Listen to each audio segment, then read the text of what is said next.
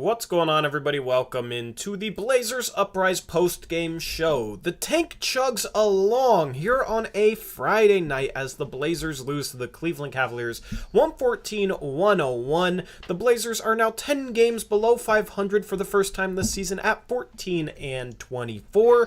This was a game in which the Blazers were missing Damian Lillard and CJ McCollum, but Jusuf Nurkic surprisingly played today after getting in a fight in the previous game with Tyler Hero. Also, Cody Zeller made his return. He's been out for a month, so he got some playing time and actually looked solid in this one.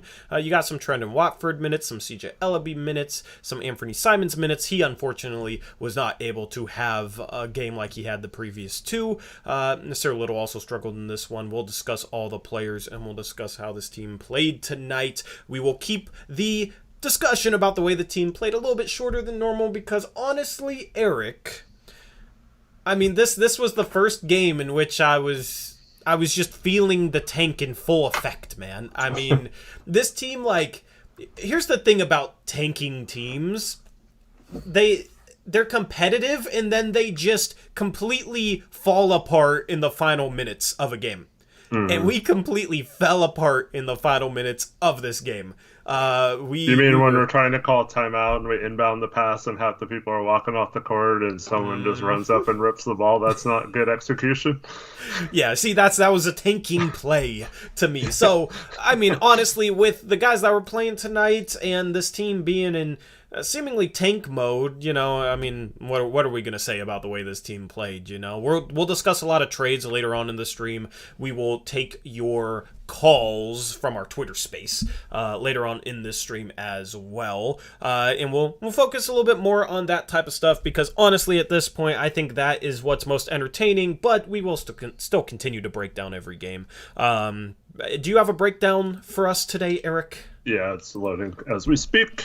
Yeah, we'll teach you something, maybe, hopefully. Actually, yeah, it's very, very, I think it'll lead to a good discussion between you and I tonight, some of the plays at least. Yeah, looking forward and to follow up from one of the, I don't remember if it was last game or 2 games ago, where I showed 2 Nurk post-ups and no one moving, so I have a play to illustrate why. I know what play you got. I already know what play you got. And it's going to be a fun play to talk about for sure. In this game, the Blazers started out playing pick and roll defense, which I haven't really seen from them this year. They were going under screens on Darius Garland, who's a good 3-point shooter, and we saw that tonight. Darius Garland went 5 for 8 from 3. They were going under screens on Darius Garland. They were having the big man or whoever was guarding the screener kind of like soft hedge at Darius Garland to make him hesitate on pulling the 3. Then the guard was trying to get back to him. And honestly, it worked well in like the first 9 minutes. Cleveland, I think 6 minutes into this game, only had 6 points or something like that. They struggled to start this game. Yeah, let me see. They had 6 points with 6:07 left. That's when Darius Garland made a driving layup to get Cleveland to 8 points. They then finished the quarter with 24 points. So 6 points basically in the first half of the first quarter. And then you ended up with 18 points in the second half of the first quarter. Our normal quarter the rest of the half defensively. Yeah. So, I mean, the starters played well defensively to start this game. And they actually, you know, it was weird watching them play the pick and roll defense that way, but it wasn't something that Cleveland was breaking down to start the game. And that's the type of pick and roll defense you can play on a Rajon Rondo, who made his Cleveland Cavalier debut tonight. What do you think of coming into this game, going under screens like that on a good 3-point shooter in Garland? Well, I only liked it because of where the big was positioned off it initially. And then as the game wore on, we started going over the screen, which I'll show in Brandt's breakdown, or going under the screen, when the pick was going lower, knowing we were going under the screen. Mm-hmm. And so we had plenty of room to stay with Garland and just go over the top and not even have him be open at all, and you would have been able to get through it quick enough to stop the drive. But since our guys aren't smart enough to realize that, we just kept going under, even though it made no sense. And then they'd make some weird angle where they had to go like down and around and then back up again instead of just going around a pick. And then half the time the big was in the way of the pick. And yeah, just just a disaster, and you can't play defense like that against a good shooter, especially if you're not going to contest him at all once you do it. Yeah. Yeah, so it was just interesting watching us play defense that way.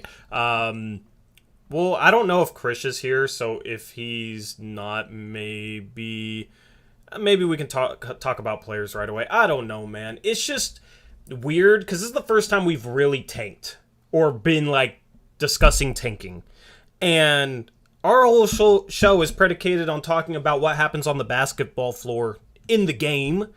But at this point, with the team in this position, it doesn't really matter.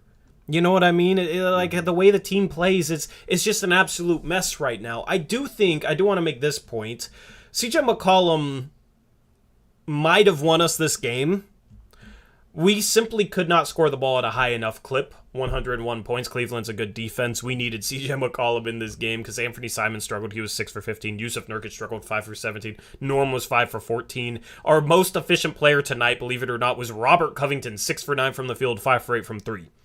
So in a game like this, if we had a CJ McCollum, I think this would have been down to the wire. I think Portland might have won this game. They needed a score in this one if they actually were trying to win this thing. Well, outside of the Atlanta game where Simons goes off for 43, our offense has been bad for the last month plus.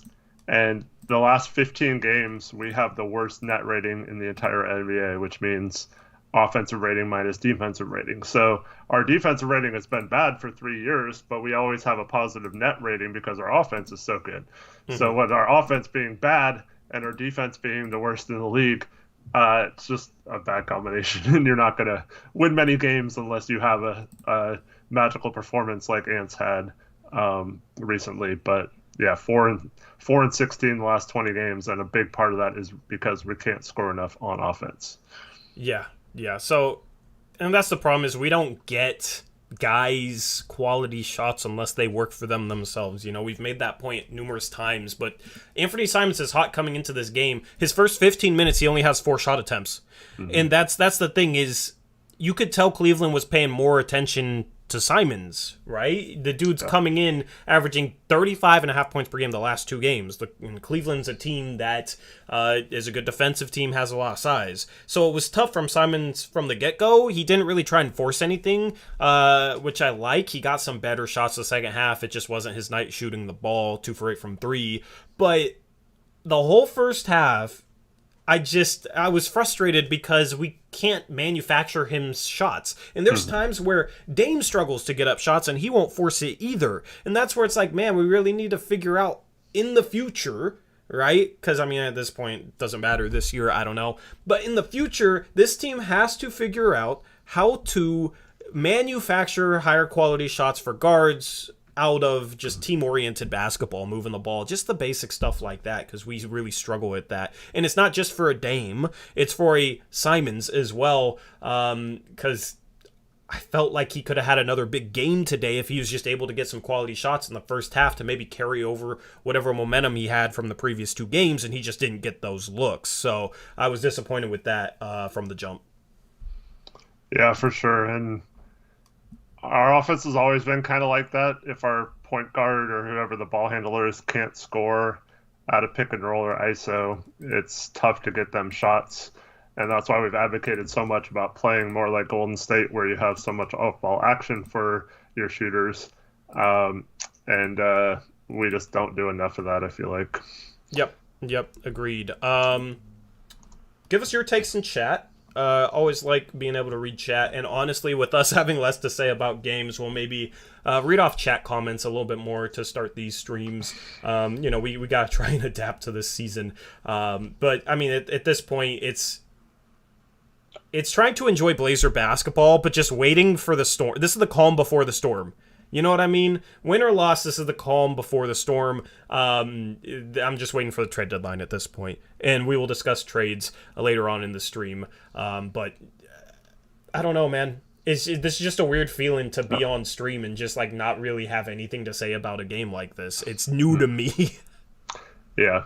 So breakdowns are loaded whenever you want to get to those. Yeah, but, let's just jump into them. While you're The first loading play those- isn't showing up for me yet. it should be there in a second. Alright. So I want to address two things in chat. The first is my mom saying, as a season ticket holder, she doesn't like spending lots of money to watch them lose this many games. Like, I understand that, you want to see your team win, obviously, as a season ticket holder, and you want to see the best players on the floor being like Dame and stuff like that. But I don't know. Personally, I have fun watching Simons develop and see how he's going to do. I would be curious to see if he's given this role for the next, 40, 50 games. I don't know how many of those left. Yeah, like less than 50. 40 plus games. How many ever left are left?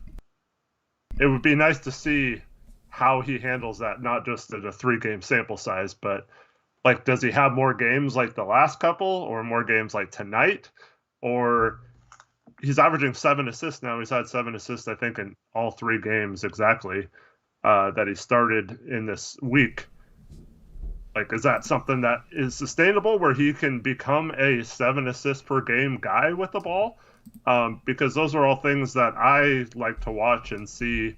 So it doesn't really bother me as much. Yeah, I'd rather win and be talking about us being where Memphis is right now and fighting for home court advantage, and this team would have panned out like we thought it could have done before the season started. But I mean, to me, the team's not very fun to watch when they're trying to win, so I'd rather just watch them develop guys and see what others can do and not really worry about wins or losses. Yeah, I'm having the most fun right now watching Trent and Watford play.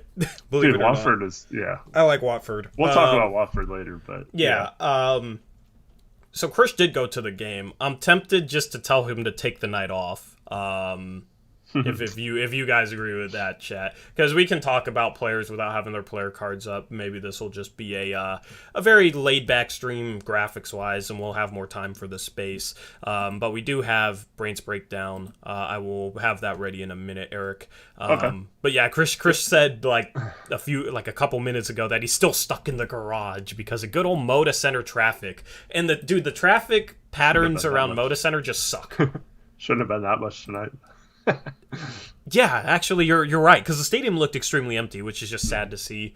I guess, some of that's still pandemic, with the spike in cases and all that, but some of it's definitely, I don't know, people don't really care to go to the stadium and watch this team. I certainly don't. I'll be honest, man. It's like, I saw that there was apparently courtside tickets for $50. Maybe I'd do that just to get that experience, that would be the silver lining in all this, and cheap tickets and everything, but... I don't really care to drive all the way down from Vancouver, deal with the traffic, try and find parking, go into the stadium and watch this team right now. If it's nice that the Moda Center is still surprisingly loud considering how many fans are missing and considering the state of this team. It still seems like compared to other tanking teams, our stadium is louder than theirs, so I guess that's a good thing. But it's something where I can't blame people for not wanting to go and watch this team in the arena right now. Yep, absolutely. So, and then shout out to Unger to the Max in chat. He has a Cleveland-based YouTube channel that he's trying to blow up, and he had me on the show before the game. Trying to blow up his channel. No, I mean, get to blow up. So check that out if you're interested. We set out to break down the game, but kind of led to just some general discussion about both the Cavs and Blazers direction and really fun talk. So if you are interested in that, go check that out after the stream. It's on Unger to the Max's YouTube channel.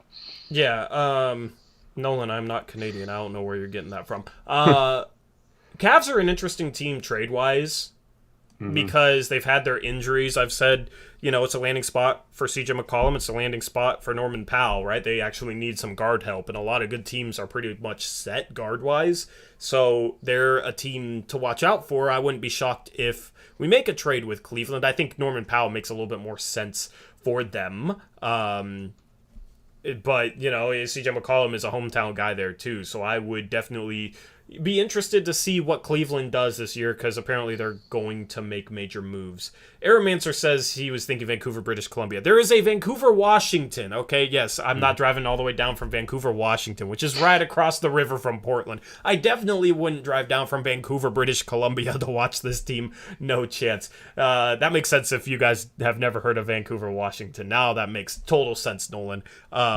Vancouver, Washington is like it only takes me 15-20 minutes to drive down, but I ain't even willing to do that with this team. So we were the first Vancouver. I'm just gonna say that right now. They copied us. Sucks, but yeah, because Vancouver, USA. If you say Vancouver, Washington, if you say Washington, people think Washington D.C. So I've had people think, on vacations, I've said, yeah, I'm from Vancouver, Washington. They start thinking Washington, D.C., which is an even worse mistake because that makes no sense, but I've had that happen. So it's all part of being from Vancouver, Washington. Anyway, Eric, you ready to hop into the breakdowns? All right. Let's get this on out of there. Let's get in...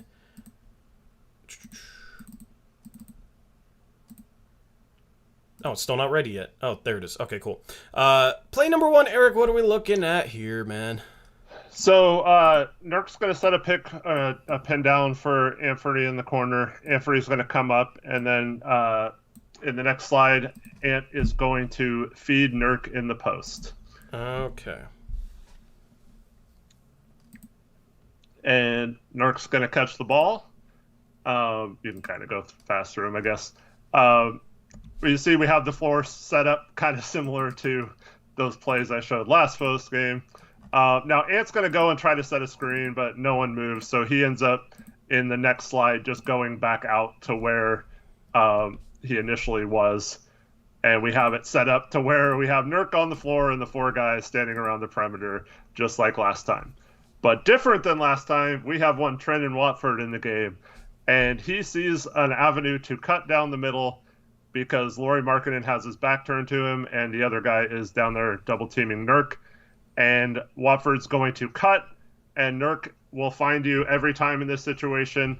And Nurk with a nice dump-off pass, and then Watford does a good job of going to the reverse lay-in on the other side of the hoop in the last slide to make sure Allen can't get to him on the recovery. When I saw this play, I knew it was going to be a breakdown.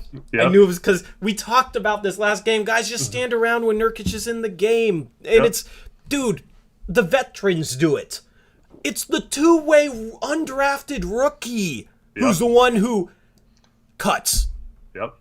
So, I mean, I like Watford because he just seems like he knows where to be on the court offensively and defensively. He knows how to play. Yeah, his feel for the game is really nice. But it's just like in this situation, if that's Nasir Little in that quarter, he's probably spotting up for freaking 3.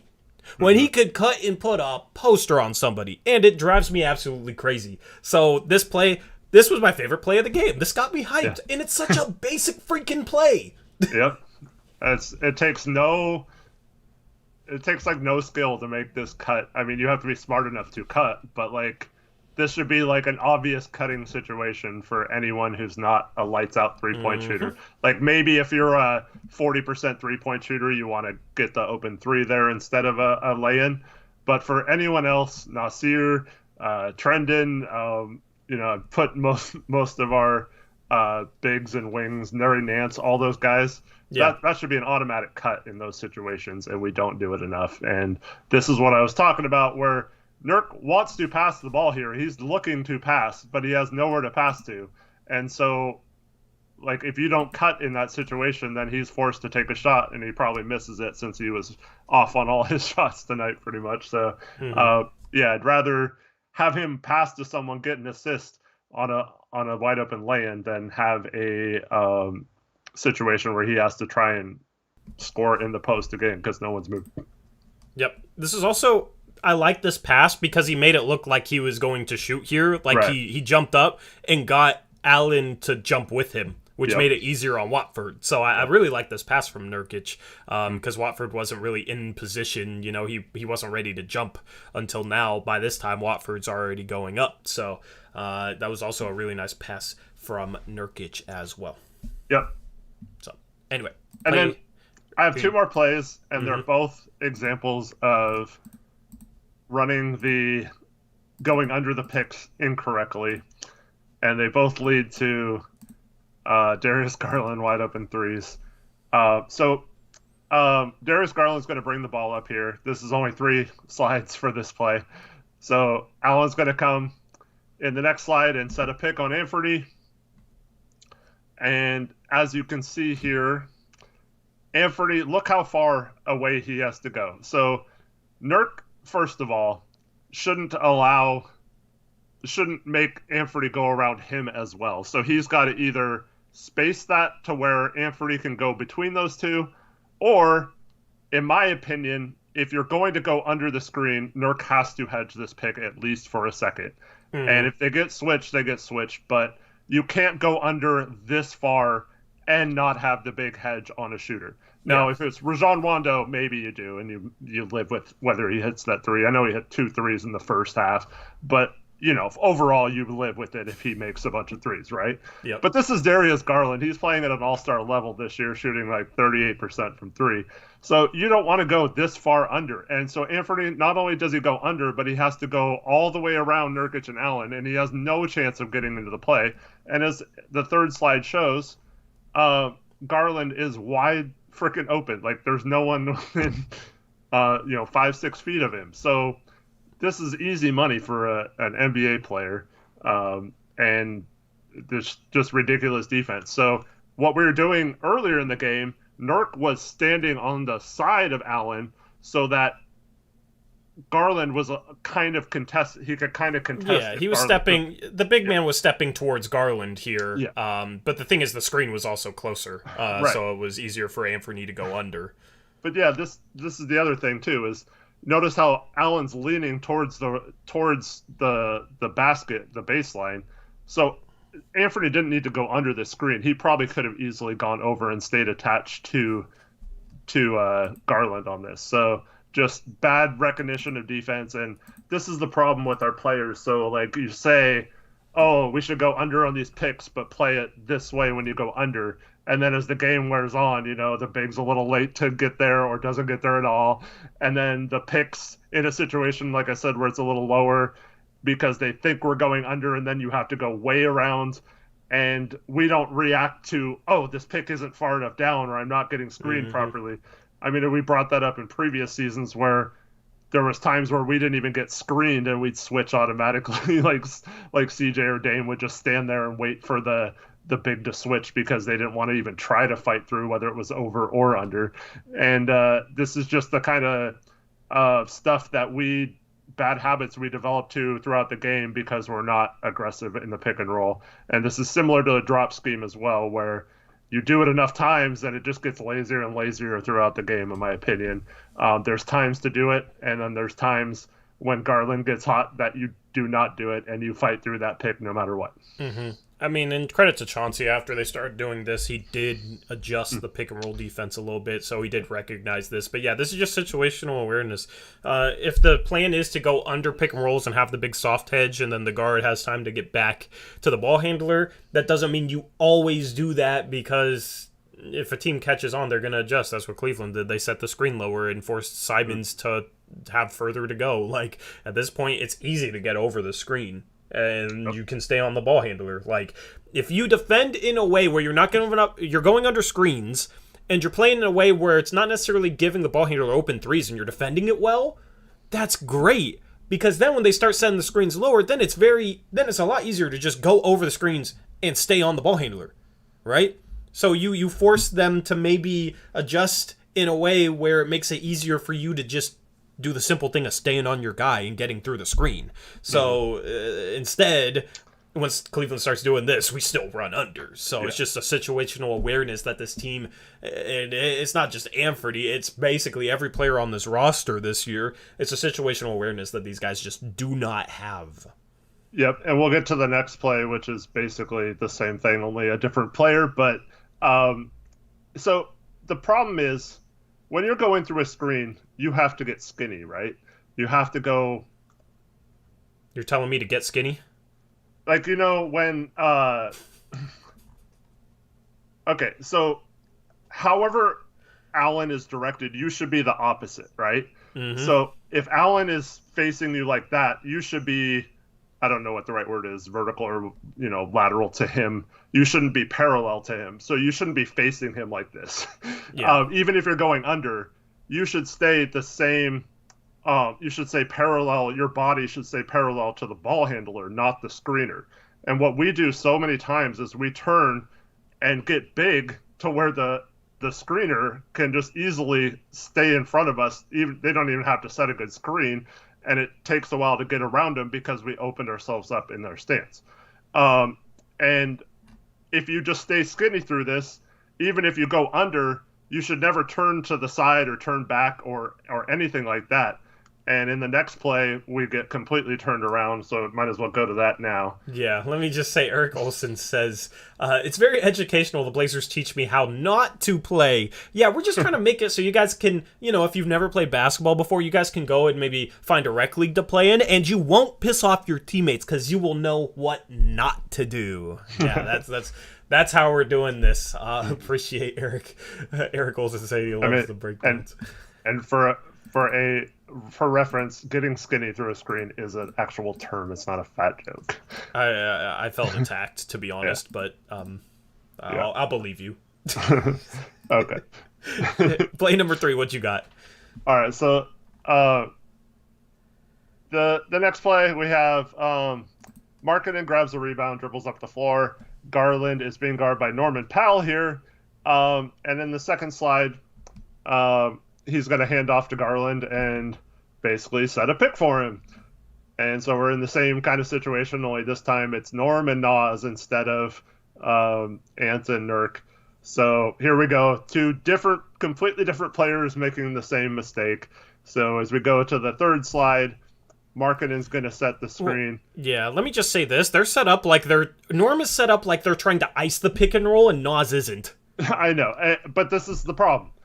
We do this. We shouldn't be making these mistakes in a game where one person knows the coverage and the other person doesn't. This should be, either we're supposed to do the same thing on everyone so we don't get confused, or this is Nas' call here, what they're doing, and he should be communicating whether to fight through that or switch or ice or whatever. Yeah. So and let me just say, icing the pick and roll, because that's a term that is a pretty common term.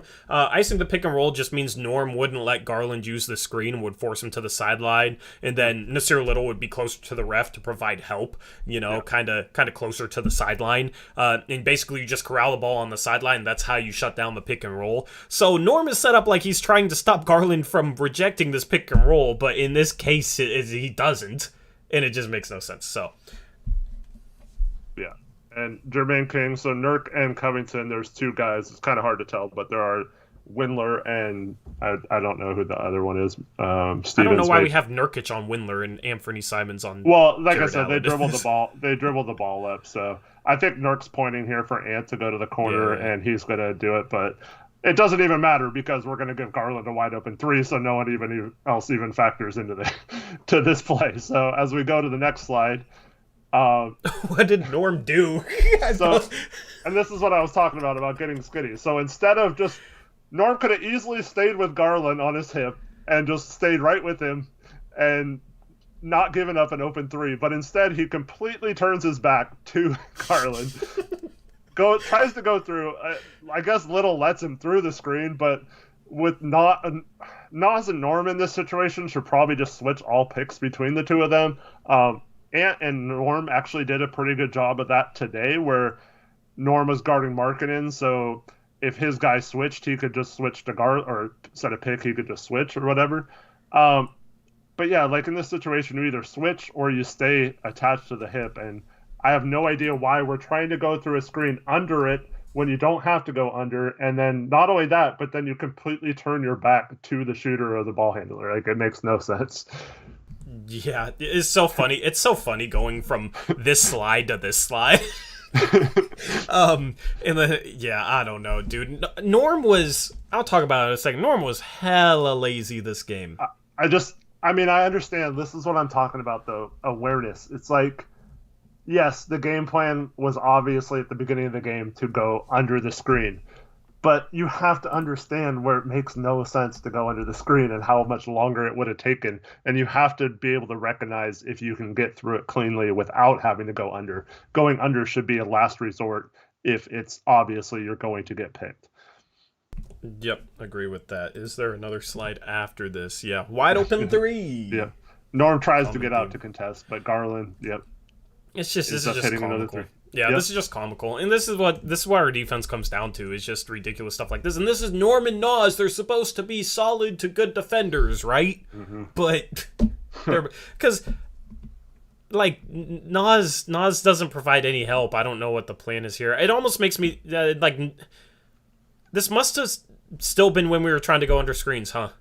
Yeah, it's just ridiculous. Yeah, okay, that's why I did that. I don't know why I couldn't put 2 and 2 together there. I mean, dude, just go through the freaking screen. Like, why are you trying to run around in a circle just to get to the top of the 3-point line? I don't understand Norm in this situation, dude, because he's supposed to be somebody that has that better defensive situational awareness where he's like, oh, the screen is 10 feet away from the ball handler? Maybe I won't go run 10 feet away to run under it.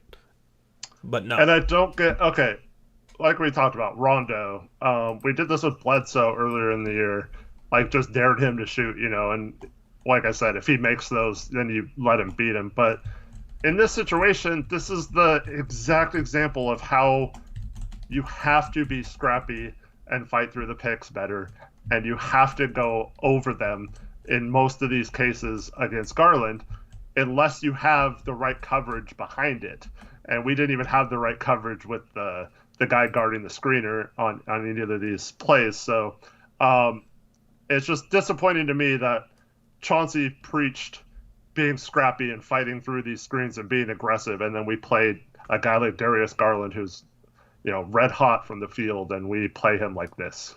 Yep, extremely frustrating. Anyway, that was Brandt's breakdown. As I said, no Chris graphics today, so I don't know. Do you want to start talking about individual players? We can just talk about whoever we want to talk about here. Sure. I'll start off with Norm because he scored the most. He has 19 points, 5 rebounds, 3 assists, no turnovers, 5 for 14 from the field, 4 for 8 from 3. So a good 3-point shooting night. He got to the line 8 times, finished 5 for 8 from the free throw line. So he gets to the line, but not a great free throw shooting night for him.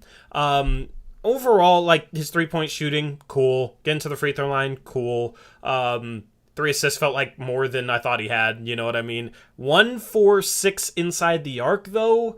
My biggest problem with Norm in this game is the dude, when he starts going downhill, gets tunnel vision way too much, and it's like he doesn't pass until he's forced to when he's driving. And 3 guys can collapse on him, and he's still going to try and finish through all of them instead of just making a simple kick-out pass. And then defensively, I thought he was extremely lazy tonight. Other than that, though, I mean, everything else was fine. It's just those 2 things are what drive me crazy with Norm. Yeah, I mean, since CJ went down, the hope would be that you see what he could do if we traded CJ for other parts and stuff like that. And yeah, a little bit of that's unfair because he's been without Dame too and stuff like that. But I think we're noticing just how much attention CJ gets by the opposing defenses. And whether he has a good game or not, he is always going to command defensive attention or a game plan around stopping both him and Dame. Dame obviously first, CJ second. And it's never been any different since those 2 took over as our top 2 guys, right? And so I think that's a bit of an undervalued skill or thing that helps the team is just like the gravity and the spacing and the attention he deserves. And I said the same thing with Melo last year. Even though Melo was really inefficient, he still attracted attention for how much he ISO and how much you knew the ball was going up. You knew how he was going to get his shots. He still attracted double teams at times. He still had to be game plan for in that second unit. And I felt like we didn't use that to our advantage. Whereas Norm is he's struggling with that attention. And I think it's showing you that he's probably better as, a 4th option on a team versus being the second option or third option even. Yeah. I mean, at the start of the season, Norm started off really, really well. In that he was kind of the third offensive option, you know. Like, there are some games where Nurkic would be the third offensive option. It's not something where you have to pigeonhole one guy is number 3 and one guy is number 4 each and every game, right. You know, depending on the game plan. You may feed Nurkic more if the other team is small, yada, yada. But basically, having CJ McCollum and Damian Lillard on the court made things extremely easy for Norman Powell. Extremely easy for Norman Powell. And that's what I would say when people would come in here and say, if CJ's not making shots, he's not helping the team at all. That's what I'd bring up. The point you just made about CJ McCollum is he's still commanding a bunch of attention, and it makes it easier on everybody down the line. It makes it easier on a Norman Powell. It makes it easier on an Anthony Simons when he's in the game, just because CJ McCollum is so respected and so talented offensively. And once again, I'm not saying do not trade CJ. I'm actually, at this point, wanting to just trade everybody other than like I'm over a lot of people. So I'm not saying don't trade CJ. This is not what I'm saying. Like, oh, we have to keep CJ because look how good he is at spacing the floors. That's not my point. See, like, I don't we make a point in CJ's favor, and we have to sit here and make the point that doesn't mean that we don't want him traded. Did somebody say something like that in chat? I mean, we have the CJ haters that always speak up, like, you know, like you can't praise CJ without like being a CJ apologist or something. I don't know. I would just honestly, I would just wait to call it out until it happens, because I mean, I love hitting people with the when in the world did I say that? Yeah, where did you get that from? Well, I know that's what Charlie was thinking when he said "what?" question mark right after my comment. Yeah. But absolutely, because he's one of the people who does that, right, Charlie? But you can say nice things and bad things about the same player. You can say nice things about a player you want traded. You can critique a player that you want on the team. I don't know why, like, if you say nice things, that means you don't want to trade them, or if you say bad things, that means you're a hater, and it's always like one thing equals another when it doesn't. He said, how did he help in Game 5 versus Denver? I mean, he was bad in that series. I mean, I don't know what to tell you. He was not good. We're talking about I'm not this year, bro. I'm not saying that CJ doesn't have faults or whatever. I'm saying that is one trait that makes CJ underrated to a lot of people, is that they don't realize how important that is to a guy like Dame. And I think we've been missing that over this stretch. And Melo the same way. Like, Melo did create some gravity to get Dame. It's not a coincidence that Dame had 2 of his best seasons as a pro with Melo on the team. Yes, defensively that didn't work out or whatever, but offensively, gravity and spacing is important. I mean, look how much space Darius Garland got in his shots tonight, but that wasn't because of another player spacing the floor necessarily. But we were spacing the floor for him. Can you imagine if we had that game plan, or like against us, and Dame was on the court? Mm-hmm. Like, that's why this stuff doesn't happen, because they didn't have necessarily another shooter in their starting lineup other than, I mean, I guess Markkanen, but he hadn't been shooting well this year. So, like, in their starting lineup, we can get away with it because they don't really have the spacing. Whereas if you have Dame and CJ on the court, or Norm even spacing the floor sometimes, those guys will kill you if you leave them open. So I don't know. I'm just illustrating why CJ is somewhat important to this team and why they're struggling so bad on offense without him. Yep. Shout out to Mills Welsh, $5 dono. He says, I'm just excited for tomorrow. Chet, Jabari, and Paulo all play. Time to see what we're getting, maybe. It's time to start watching some college basketball, guys. That's what coincides with the tank season, is now we get to scout people. That's the fun part. But yeah, Chet's back. I'm going to try and watch Gonzaga tomorrow. That'll be fun. Didn't they not play for several weeks? Yeah, it's been rough. I feel like I've barely watched Chet this year, man. I haven't gotten a good opportunity. That's So I like to record just full games because, highlights and, there's a lot of good YouTube content which shows like highlights and breaks down players' strengths and weaknesses, which I do enjoy looking at. But then I also like to watch just like a full game of each player and kind of just get their feel for the game and how they move off ball and not just their highlight moments. So last night I just happened to see that Iowa and Wisconsin were playing, so I'm looking forward to watching the film on that and breaking down both Johnny Davis and Keegan Murray. That'll be a really good game. Keegan Murray just does not. I haven't watched him, but he just doesn't seem like his game will translate. All right, that's my very premature take on him, Eric. Okay, obviously I need to watch Desmond him. Bain. Bro, but Desmond Bain is different than Keegan Murray. Okay. I mean, they are kind of built the same. I don't know. I mean, Desmond Bain is quicker than him. Keegan Murray just doesn't seem quick enough to me. That's my premature take. So let me know what you think. Even though you haven't seen him play. No, I know you're gonna like him now that I don't like him. That's how it goes. Sometimes it feels like with our draft prospects, me and Eric are just destined to disagree on draft prospects a lot of times. We disagree on that more than anything. But I kind of didn't want to go into it with that, with you knowing what you thought of someone.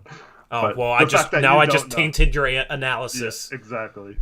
But Johnny Davis is someone who has actually shot up into potentially fifth best player in this draft with some really good games recently. Yeah, I mean, he looks like a guy that's just going to be able to score. You know what I mean? Like, just knows how to score, knows how to create space, can hit a bunch of shots. Because there's no clear-cut fifth player. It was Duren going into the season, but I haven't watched him. I just have seen a lot of people saying that he's going to slip past down draft boards. So take it for what it's worth. That's not my Who is analysis. Jalen Duren. Oh, I went to Real GM is probably my favorite forum to like find people that like truly watch the game. And their whole like draft section was talking about, wow, I don't know how mock drafts still have him in the top 6. He's gonna fall. I've watched a little bit of Duren.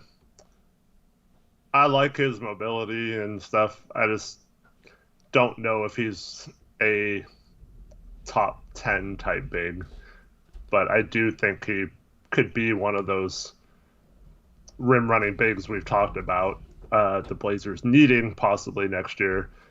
Next Willie Cauley-Stein. I just wouldn't probably spend a top 10 pick on that. I'd rather spend it on someone who has the potential for being a little more than that. But I think he's got some skills. Yeah, I mean, he's solid. He just, I don't know. It's hard to draft a big that's raw offensively. It's hard to draft a big just off of athleticism, because you can dominate on the college level with athleticism even if you don't have the best instincts, just because the game isn't that quick, so you have time to rotate over block shots. In the NBA, even if you're a freak athlete of a big man, you have to have good instincts, because the game is so fast that you can't just rely on that to make up for you being slow to a spot defensively. So it's kind of hard to get a feel for that sometimes with some of those athletic bigs in college, simply because they'll still be able to make plays. You know what I mean? So anyway, let's get back to... Real quick before we move on, so people are confused in chat about whether we have a second round pick or not. We actually do have a second round pick this year, and it looks like it's going to be good. Yeah, as of right now, it's pick number 37. We do not owe it to anyone. All the future picks, most of the rest of the picks in the second round in future years, we've traded most of those, but this one we've kept for some reason and haven't included in any trades. So we actually do have currently the 7th best odds in the lottery and the number 37 pick overall. So we will need to kind of scout second rounders unless we move that at the deadline. Tankathon has us taking Christian Brown from Kansas, which is actually how you say his last name. Actually, do you want to do a what? A lottery simulator real quick? Screw it. Yeah, let's do a good old lottery simulation. I think I have to go to this slide, right? And then I gotta go. Wait, Let me make sure I have the right thing. Where was it? Here. Yes. Cool. So, sorry to throw you off there. No, it's fine. I got you. All right, we're going to simulate this lottery. I'm going to scroll up, all right? So we're 7th, you said right now, right? Yep. All right, so let's go 14th pick, New York Knicks. Whoever was 14th moved up into the top 4. Oh, man. See, like, if this happened in the lottery, this would be bad news for us. Any teams below us that move up is just one Unless less. we move up, too. But Yeah, well, of course. But I'm just saying, like, if this is draft lottery night, I got to prepare the people for draft lottery night so they understand what's happening. Because Blazer fans haven't been invested in a draft lottery in a while. So, all right, still normal. Oh, wow, another team has jumped into the top 4. Okay. This lottery simulation is screwed up. This would be terrible news. 2 teams below us jumping into the top 4. So we should be 9th then. We should be here after Sacramento. And we're after Sacramento. So yikes. Yeah, see, that's bad. So I don't know who is supposed to be 14th. I don't know who's jumped into the top 10. I gotcha. Oh, Detroit. Detroit is 6th, so yeah. Yikes, that's bad for them. Orlando's 5th. Orlando's the worst team. Minnesota is tied for 14th right now. Yeah, 13th, they jump 14th, up to 4th. They've had good lottery luck, too, in the past Is decade. it Atlanta that moved up? I think so, yeah. Atlanta moved up to 3. Atlanta, Eastern Conference Finals to tanking for a top 3 pick. Yeah. And then OKC Houston, so that would be bad. We at 7th we have a 32% chance at top 4. We have a 7.5% chance of the number 1 overall pick. That's bad. This would be bad too. Yeah, look at Washington, man. Anyway, there's the draft lottery simulator for today. Anyway, not good news. We've got an absolutely rigged draft lottery. They want to see Dame leave. Screw Adam Silver. Anyway, let's jump back into talking about rigged the players. Fake lottery that Torey did on his own. Screw Adam Silver, man. I would boo him. 17 points, 8 rebounds, 1 assist, 1 steal, 2 blocks for Robert Covington. He had himself a game. 6 for 9 from the field, which is pretty nice shooting number. And 5 for 8 from the 3-point line. Very efficient for Rocco tonight. He's raising his trade value, Eric. Hey, man, yeah. Get some good games and losing effort and get back in the starting lineup and do some good. But he frustrated me tonight. I don't know if he'll ever have a game again where he doesn't frustrate you. Okay, so I hope you guys saw this when they showed the baseline camera of his flagrant foul. You can tell instead of getting in front of Rondo, he's actually going to swipe at the ball from behind, do the stupid tap from behind, try to knock the ball out right, when he could have easily cut Rondo off on the drive. He actually purposely went to go and strip the ball from behind. And that drives me freaking crazy. And he's been doing that all year. I don't care what else he did in this game. That play ruined this whole night for me. Because Rondo slows down and then he runs into him because he was going from behind. Watch it again. You could totally see his whole body. He's about to reach from behind, and instead Rondo stops and he bumps right into him. Dude, you don't play defense like that. I know it leads to you getting steals. Oh, cool, your steal numbers are awesome, and your deflections are all near the top of the league. But don't freaking play defense like that. That's part of the reason why our defense sucks. See, for me, not expecting him to be here past the trade deadline is just funny. I don't... But I'm okay. It's bad, but that's why I wasn't triggered. Okay, so obviously I'm hoping other teams don't realize this and they just see his awesome shooting night and the blocks and the steals and it's good. Yeah, it's but when our best help defender is supposed to be cutting that guy off on the drive, and he's more worried about knocking the ball away from behind. That's crap to me, and that's why our defense can never be good, just because we just have too many people that just do stupid things like that, and it's infuriating. And if I was the coach and I saw that stuff, I don't know if I could play a guy like that many minutes. But even then he if wouldn't recoup his trade value. No, and I know. We might I win, understand. and We it have to get mess a trade up value. I hope he's the tank commander. But trade him sooner rather than later, please, so we don't have to watch that crap. He's the tank commander. Let him command the tank, Eric. All right, he's just trying sure. to, Okay. You're right. You're right. Yeah. Yeah, he's trying to command the tank, man. Mm-hmm. Yeah. And then you have 4 fouls. Dude, you might not want to reach in, and someone has a dunk, and there he is, reaching in, going for a steal. It's like okay. He wanted to watch some Trendon Watford minutes, yeah, just like all of us. I was thankful for that. So actually, I was hoping that was a BS flagrant. That was not a flagrant foul. Yeah, I don't know why they called it a flagrant, but yeah, that was strange. But I was actually hoping they upgraded to a flagrant too, so Watford had to play the rest of the game, but that didn't happen. Yeah, see, that's the thing, is I wanted this to be like a close game down the wire with Trendon Watford in, dude. Yeah. I'm just thinking, like, remember that Utah Jazz game where Caleb Swanigan missed the buzzer beater 3? Let's get Trendon Watford that same opportunity and see if he can make it. That was the Dame goaltend game. Yep, that was the Dame goaltend game. I was thinking that down the stretch. Wanted some Watford clutch minutes. Let's talk about Watford since we're talking about him. He had 4... Or go. You want to keep ranting about Rocco? No, it's about Watford. So, like... Okay, yeah. What do you think about him? This is what I think about, like, tanking. Like, if we won this game because, like, Ant and Watford and Little and stuff, like, played down the stretch and we won a game because Watford made some plays, I wouldn't really be mad. I mean, yeah, it hurts our tank or whatever, but it would still have been cool to watch. But, like, if we would have won this game because Robert Covington hit, like, 8 threes, like, I've been like, dang it, Robert. Like, I know that's unfair. It's not. When he does bad, you're mad. When he does good, you're mad. It's totally unfair. It's just, that's how I feel right now. I just want to give the people who are actually playing good defense and being where they're supposed to be. And this guy, Trendon Watford, man, he's always crashing the rebounds. He's going hard after them. He jumps at the right time. His timing's good. His positioning's good. He's may not be... You can tell he's a little nervous shooting, so his finishing isn't as good as it probably should be once he gets comfortable on the floor.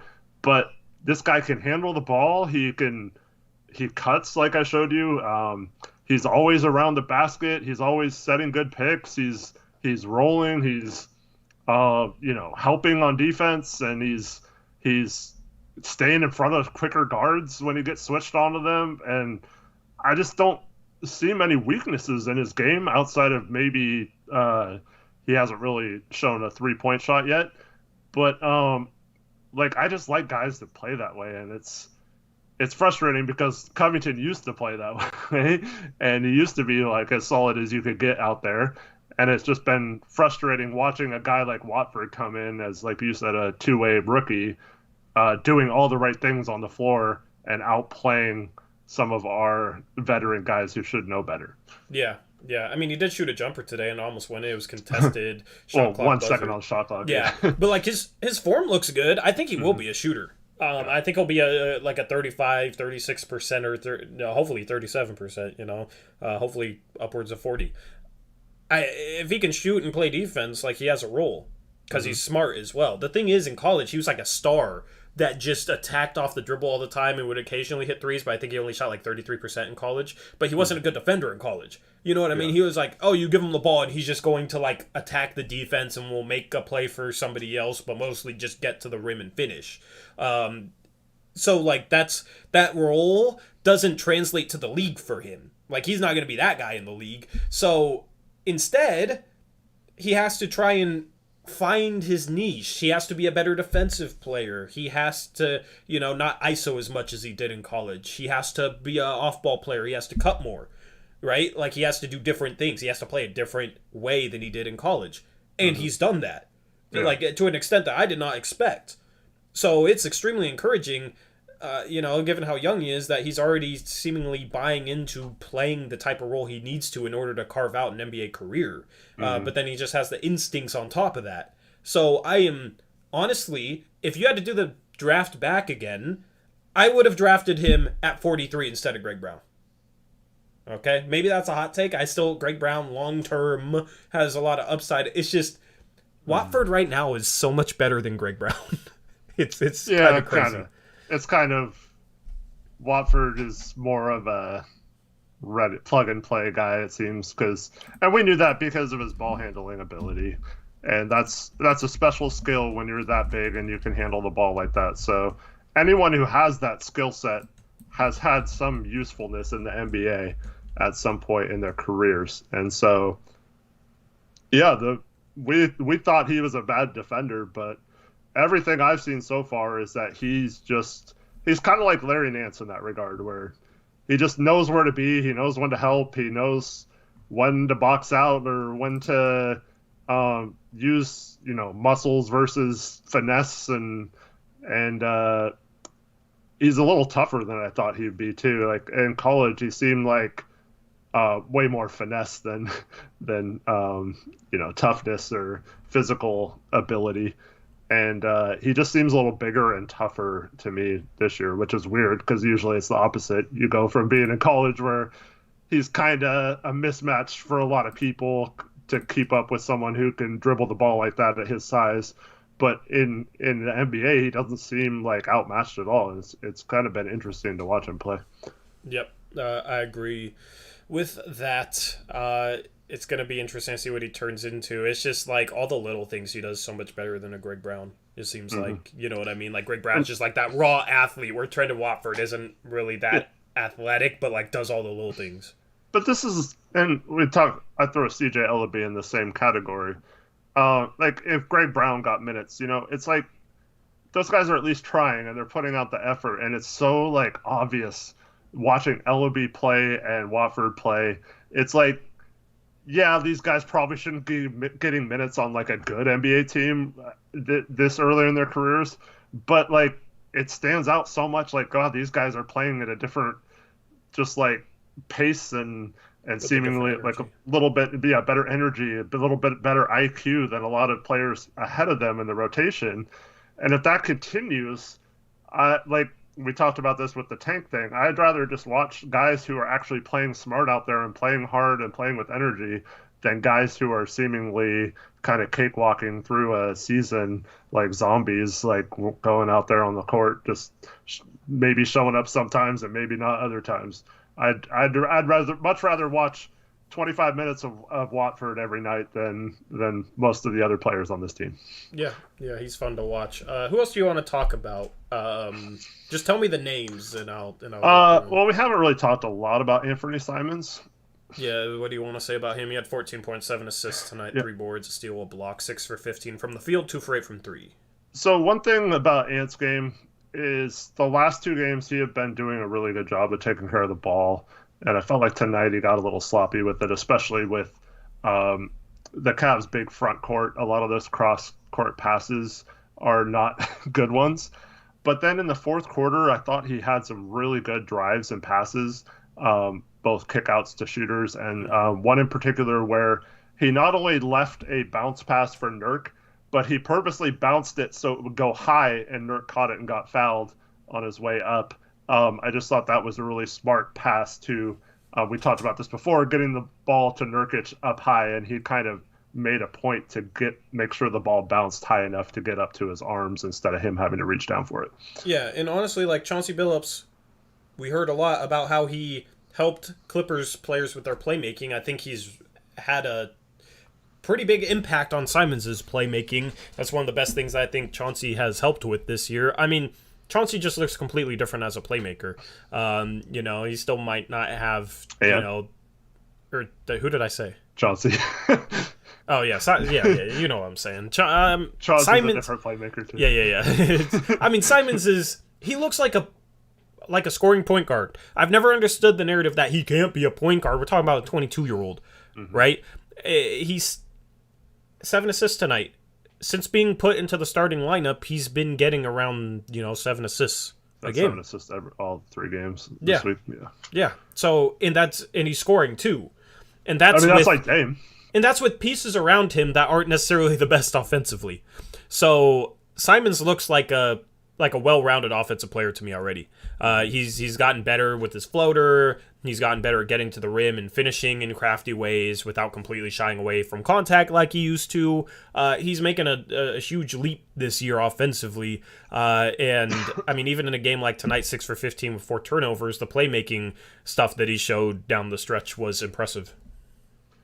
Zach asked if we think Ant will win Player of the Week. I don't think he has any chance based on... Because we're 1 and 2. Yeah, usually it goes to, like, a really good player on a team that either went undefeated or only lost 1 game, so... Yep. Yeah. Who else do you want to talk about? We got Cody Zeller returning. I mean, he was 3 for 5 from the field, 4 boards, 6 points, but I don't really have anything to say about him. He just looked nice. okay. Yeah, nice minutes, I thought. I feel like the mask might have been bothering him. Like, that's why he struggled and looked so much worse than he has throughout his career at the start of the season. Yeah, McLemore was okay. Didn't shoot well, though. It's always tough for him when he's not shooting well. Mm-hmm. Dennis Smith Jr. I thought was okay. Took some bad shots, but also had some really nice moves. But his lack of shooting is really a problem at times during games. And if he could just shoot the 3-ball, man, he'd be a good rotational player. And then Nas, 8 and 8. Rough night for Nas, especially finishing around the rim is something that he's been really good at this year. That missed dunk, I like that he went strong on that, though. Yeah, exactly. Because that was a tough move to go strong on. That. Mm-hmm. But I felt like, especially in the first half, other than those, I mean, he missed a couple lands on breakouts and that missed dunk, but in the half-court set, once again, there's no movement. There's not really an emphasis on trying to get him any good shots, and there's no real screens for him off ball. There's no backdoor cuts from him. There's not really a lot of action to get him open shots. So until that changes, I think he's going to struggle to get good looks unless he's getting out on the fast break. And normally he'd probably make more of those than he'd miss. So I think that was probably just a bad night finishing for him and not anything to be worried about. And then the only guy we haven't really mentioned tonight is one Yusuf Nurkic, who was pretty bad at times in this game. This was just a backwards game for him. He was, what? Let me get back to the box score. He was 5 of 15. Yeah, but he was 2 for 2 from 3. Yeah. So he's been finishing well all year and then shooting the 3-ball poorly. Today he finished poorly and shot the 3-ball well. So, I mean, I don't know. Like, I was watching this game and I was thinking, oh, people are going to blast Nurkic after this one. Oh, he can't finish, horrible finisher. Like, I would be criticizing him if this is what he did consistently finishing-wise, but it hasn't been this year. You know, this is kind of an outlier game. I know there are people out there that act like this is how he always finishes, where he goes 3 for 15 inside the arc, but he's been shooting by far a career high inside the arc. He's been finishing a career high around the rim. So this is an outlier game. You know, he struggled with the length that the Cavs have inside. And the thing is when your teammates aren't moving, they're able to send a second defender while leaving the other 3 defenders to guard the other 4 players on the court. And that makes it tough on a guy like Nurkic. You look at Watford's cut that you broke down, Eric, when Cleveland sent a second guy. Nurkic made that pass and it was a layup. You know what I'm saying? So that's the thing, is there needs to be more movement on his post-ups. He has to finish better, of course. 3 for 15 is a terrible finishing night. But, you know, it's A, a tough matchup. B, his teammates aren't moving enough.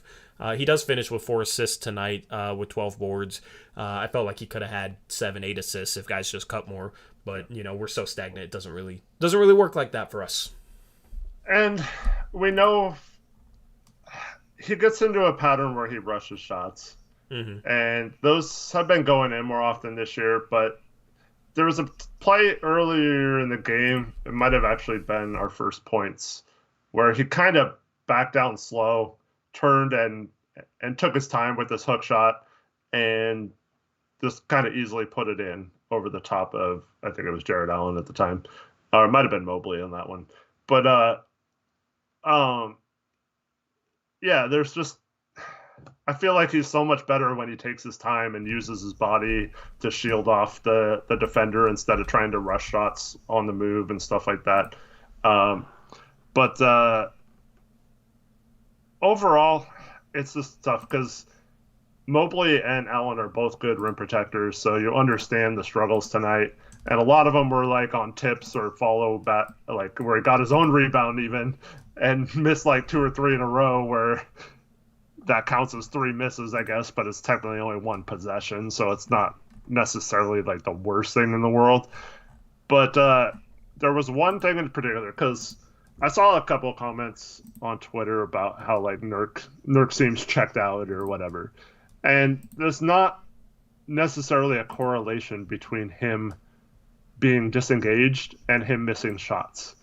And this is illustrated by, there was a point in the second half where there was a possession where he missed 3 shots, and we got the ball back, and Nurk posted up, and he was yelling for the ball. And he wasn't going to get the ball, but then it swung to Robert Covington, and he saw Nurk in the post, and he posted him up, and Nurk went to his hook shot, and he left it short and missed it, right? But I'm okay with that because I like that he wanted the ball back, and he was mad that he missed those shots, and he wanted to score and get the ball back and go for it. And if you're disengaged and you miss 3 shots, you would not want the ball, or you wouldn't shoot, and you would pass the ball, and you wouldn't post up strong and all that kind of stuff.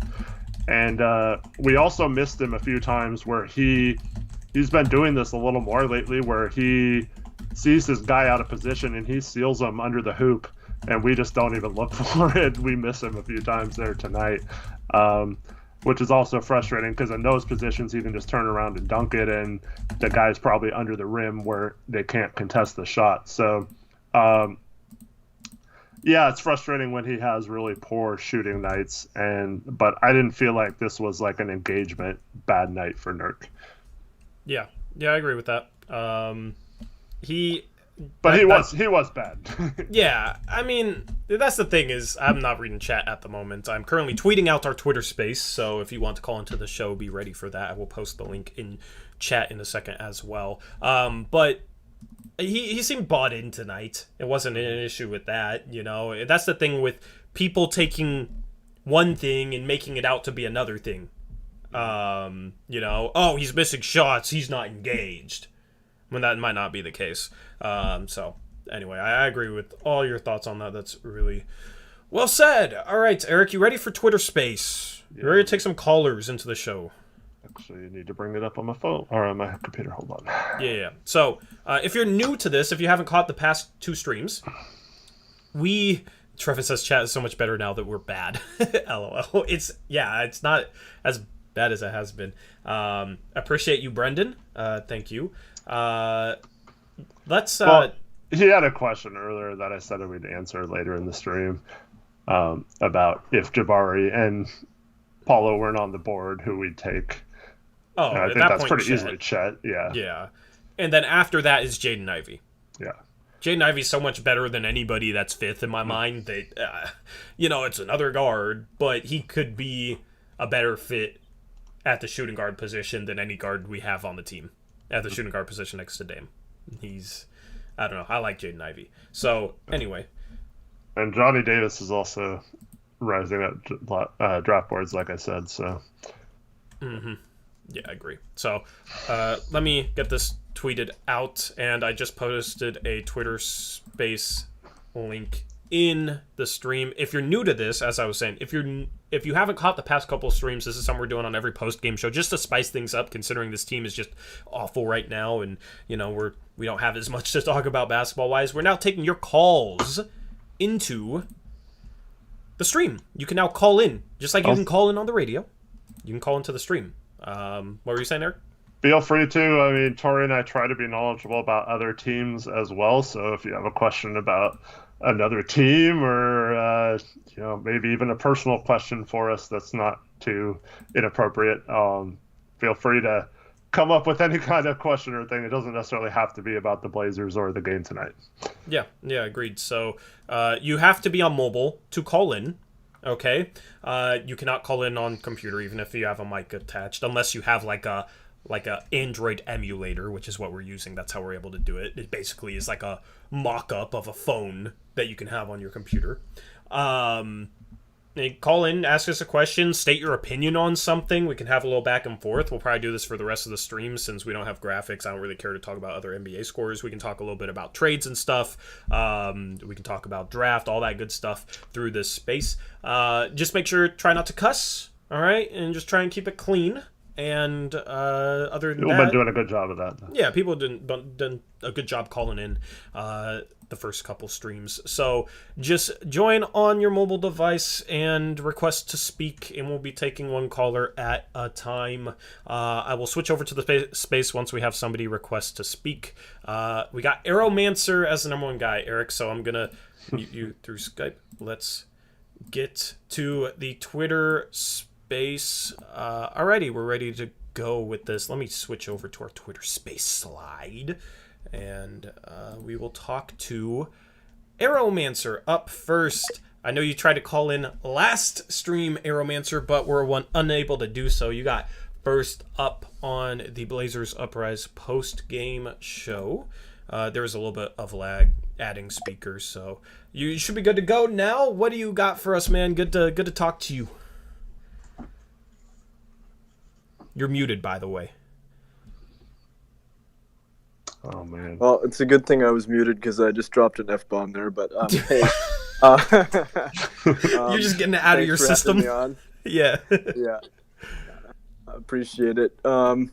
So I just have kind of a two parts here. First off, I am just curious to what your thoughts are about why the Blazers always start off, or almost always start off games so slow, and why I often see teams get out to big leads, then we kind of have to come back from. Because that seems to be the pattern this year.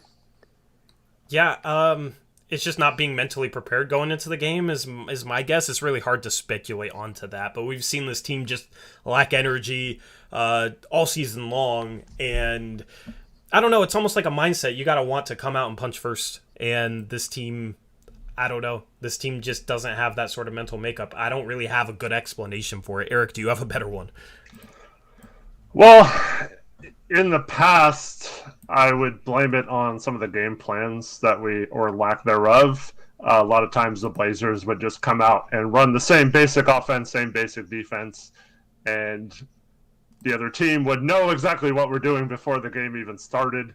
And I think that led to a lot of things. And the hope was, with a new coach and a new voice, that we would do things differently, and I just haven't seen enough different. And then you combine that with some of these guys seemingly not having high energy right from the beginning of games for some inexplicable reason, and I think that's just a bad combination, being predictable on both offensive and on the offensive and defensive end, so the team is never surprised at how you're playing them right off the bat, and then also the lack of energy and not having a lot of hustle and flying around right off the bat. It seems like we kind of have to wait a few minutes to. It's almost like when a football player gets injured and they come back, it's like they're not really back until they get hit for the first time and get tackled. It's like for some reason we don't start playing until we get tackled, and then it's like, oh, okay, we better start playing. And it's like, you can't really do that in the NBA. You got to be stronger from the tip. That's a great analogy. Yeah.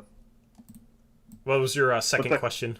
Yeah, so the second part to this was, do you think that there's something that Chauncey could do with the lineups, or a change of methodology to get the team more overall a symptom of kind of how we have been playing, not just in the beginning but throughout the entirety of games? You lagged out there. You said go ahead. Shoot. Hopefully I don't leg out again, but I think the second part is, so what can we basically do to not have that beyond just a general methodology change? Do you think we can do something specific, like a lineup change or something like that might help? So what can Chauncey do to change that? I mean, having having guys that play with better energy consistently is like the simplest thing to do. Insert those guys into the starting lineup, Nasir Little, guys like that. But it's hard. He's been starting though. Yeah, he's been starting. It's hard for Chauncey to make the change there because he can hold players accountable. He can try and motivate guys, but guys have to be self-motivated. You know what I mean? And the only thing he can really do is just play the guys that are playing hardest at the start of games. The easiest way to fix that, though, comes from roster turnover, comes from Joe Cronin going out, and why did it make me leave the space? I don't know why it made me leave the space. Can y'all hear me? It's lagging out.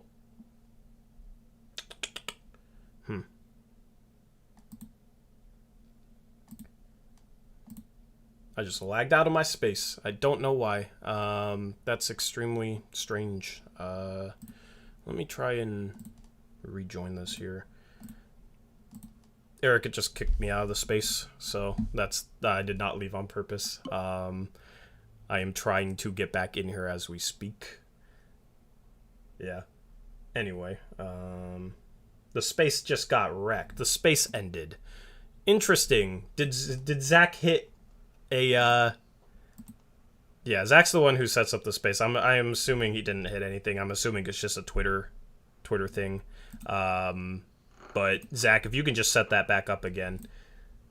Hopefully I answer that question well. Do you want to answer that question just on stream, Eric? Yeah, well, I got kicked out while you were answering it, so I didn't really hear your answers. Yeah, I don't know what happened there. But anyways, the thing in my mind is, we've seen multiple different lineups, so I don't think it's the lineup, right? And we've seen basically a conservative approach. So in my mind, that's something Chauncey could do. I'd like to see them, instead of going under the picks like we did tonight, just decide they're going to take the ball out of a guy like Darius Garland's hands and trap him and aggressively trap him like Dame did got trapped in the Golden State or Pelican series, that kind of thing.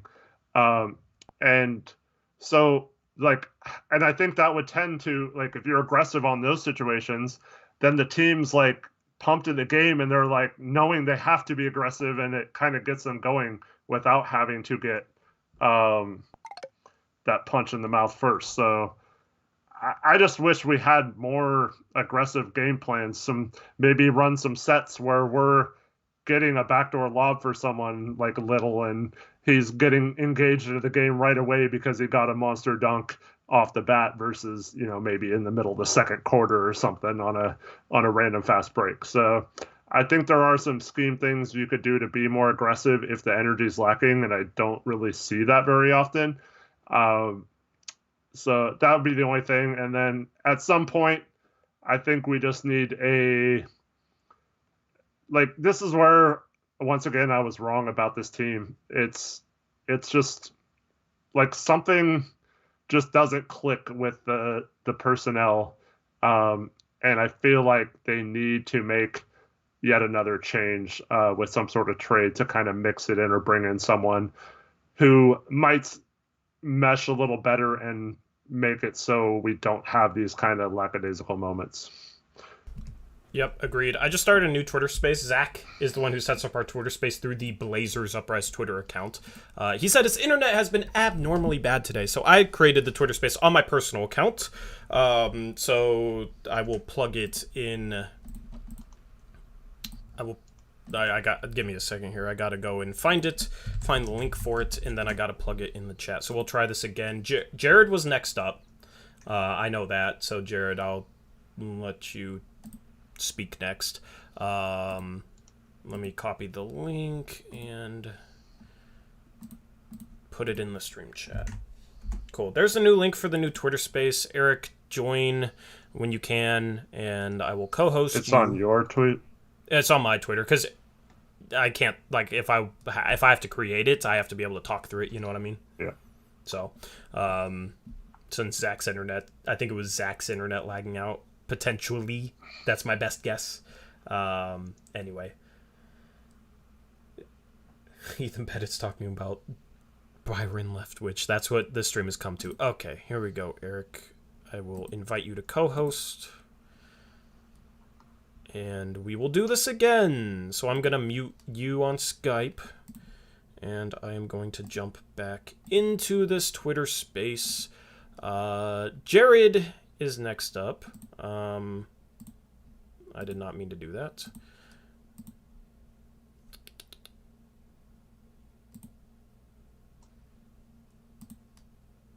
All right, sorry, I'm just getting set up here. Eric's co-host, cool. And then we got Jared. We'll get him in here. Yo, hear me?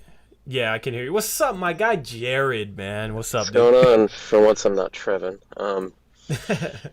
Seasonal Blazers depression, but so I had kind of a thought. So, like, say for example, nothing is done at the trade deadline, like asking prices are just astronomically stupid. Okay. And injuries still compound and pile on, right? Mm-hmm. And Eric, mute still yourself, Eric. Actually, we're still like relatively like in the lottery. Mm-hmm. Would you see like a chance we would maybe move up if there's a guy that we're like Cronin's like, oh hell yeah, I want this dude, or just something just kind of like biblically crazy for a draft day trade? It's going to be hard to move into the top four. Just because the top four is so separated from the rest of the pack, right? And the top four is Chet Holmgren, Jabari Smith, Banchero, and Jaden Ivey. Beyond that, those guys are the tier one, but I could I could see it if we're down like maybe closer to like 7 to 9, and that's where I feel we could be. I just feel like still have the same guys.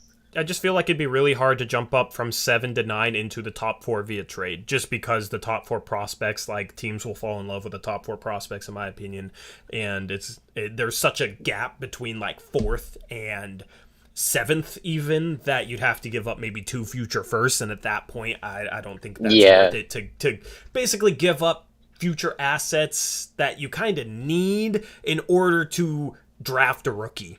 You know, in order to jump from 7 to 4. Now, if there's somebody that the Blazers love that they think is perfect, I could maybe see them doing that. But it would be really hard and cost a lot to jump up from 7 through 9 range into the top 4. So, as far as, like, trade deadline trades, though, I mean, if it's a seller's market, like you said, where the prices for getting players via trade at the deadline is astronomical, that's good news for us if we're trying to trade like Norm and Rocco for stuff and Nurkic for stuff, CJ for stuff, right?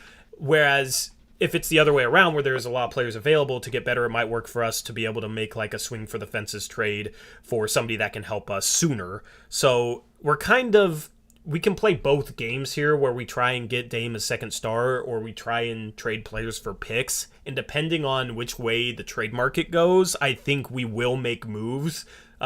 Just whichever way the market kind of dictates it for us. So that's my thoughts. Okay. Yeah, I'm just hoping we don't, stagnate and plateau like we've have for like most of the time. Yeah.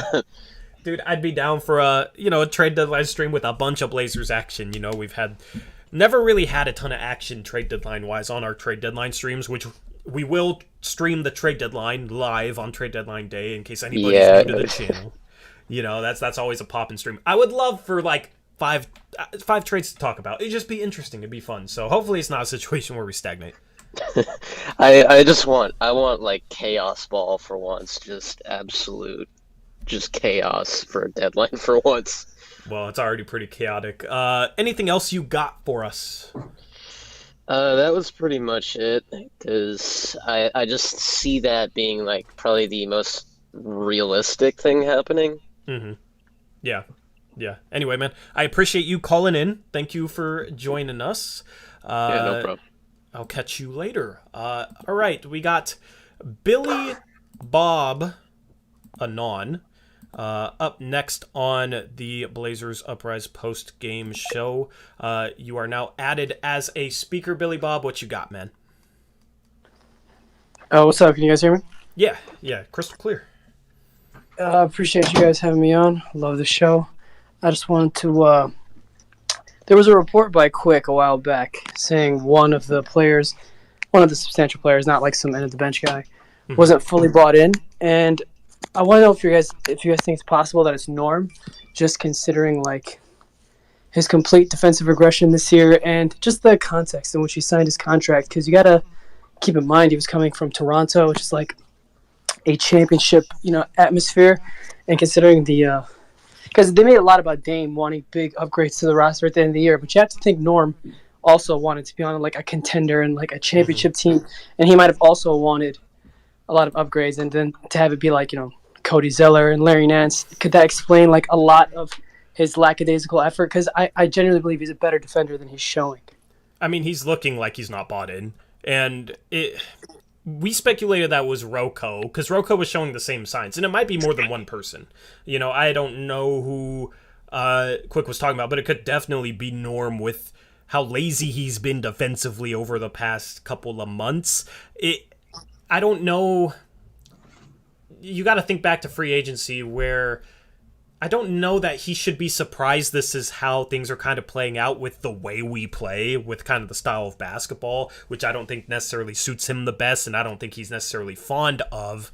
But, why would he resign then? If he didn't like the way we played, if he didn't really like the organization, then you have to ask, okay, why did he resign here? If it was a situation where he didn't have that great of offers and wanted long-term security, he may have chosen just the contract, the bag, the years of security above everything else, right? So that could explain why he might have resigned with us and then might not necessarily be bought in. He might be sitting here hoping he's traded. So it could definitely be Norm. I don't know if... Eric, are you back?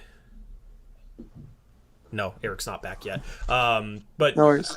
It could easily be Norm, man. It's just hard to speculate on those types of things. Yeah, I was just wondering, because when he signed the contract, he had to... I'm not sure how giddy he would have been saying, okay, I'm going to play the 3 the entire year, and I'm going to guard guys consistently bigger than me, and I'm going to be like the first to blame when Kevin Durant obviously goes off like Kevin Durant does. It just seems like a weird thing to do, and then to be completely bought out like a week, 2 weeks into the season. It's like, what did you expect?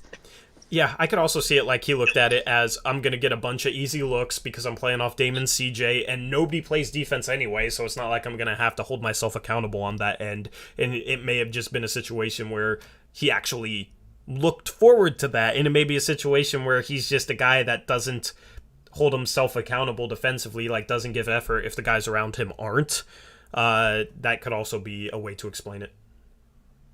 All right, thanks, man. Appreciate it. Love the show, man. Keep doing what you guys are doing. Appreciate it, man. Thank you for the support. That was a really good question, actually. I will ask Eric when Eric is back. I will ask Eric what he thinks. All right, we got... I don't know who is next up. I think Mills Woj is next up in the queue. He's been a good caller. So Mills Woj, what's up, man? You're like a regular in these spaces now. You're muted also. So you still haven't figured that part out yet. See, I was thinking you'd figure out how not to be muted. But what's up, man?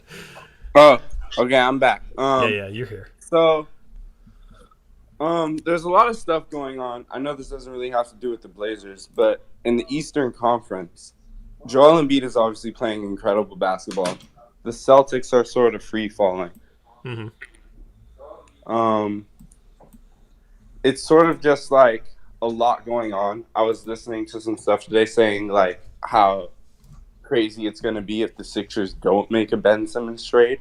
Mm-hmm. And you put out a really cool idea with the Hawks and us and them. Like, I know people would probably be very upset because we're not getting Simmons in the deal. Yeah, and I'll put it up on the screen while you talk about this, yeah. And in Boston, it looks like people really want Jason Tatum and Jaylen Brown to be broken up. Mm-hmm. So my two-part question is like, what could we do with Philly that maybe if they don't want to give us Simmons, but if we want to get in on that and see what we can get? Or like for Boston, would you rather try to get the top 3 pick and draft one of Chet Dabari or Paulo, or get Jaylen Brown, or put in a King's ransom sort of package for him?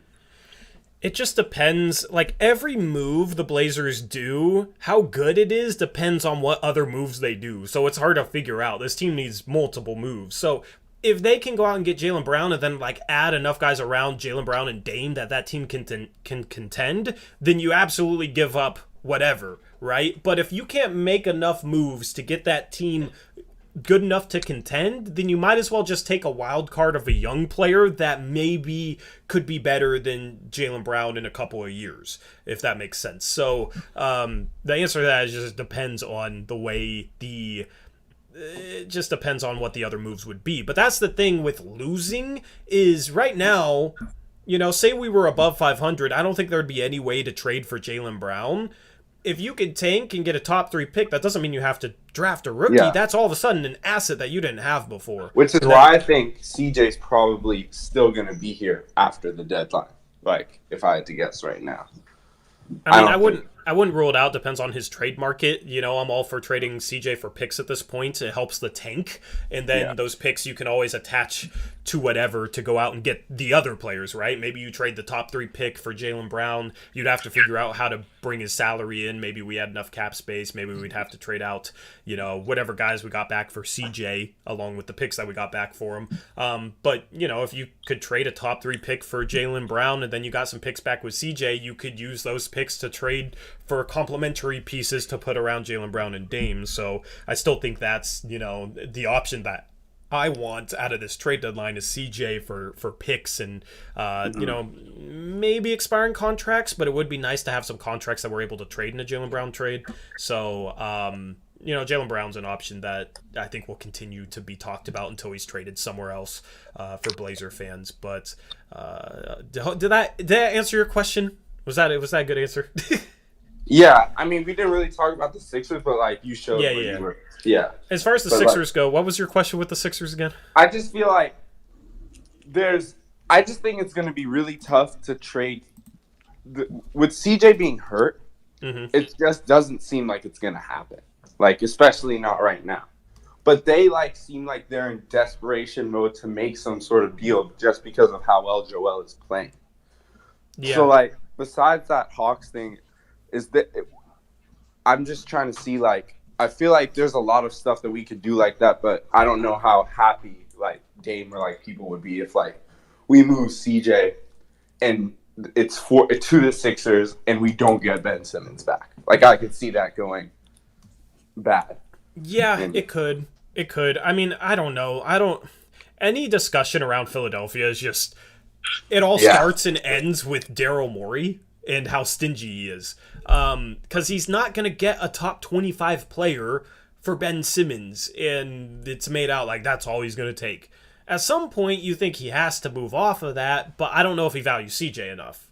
And once he moves off of that, I don't know if a CJ and picks trade for Ben Simmons straight up works. Now, the trade that I came up with, I'll put it on the screen here. It had the Sixers getting CJ, Bogdanovich, and Cam Reddish from the Hawks, and then 2 first-round picks from the Hawks. It might be a situation where they want CJ, but we can't combine enough with CJ in order to get them to take a trade.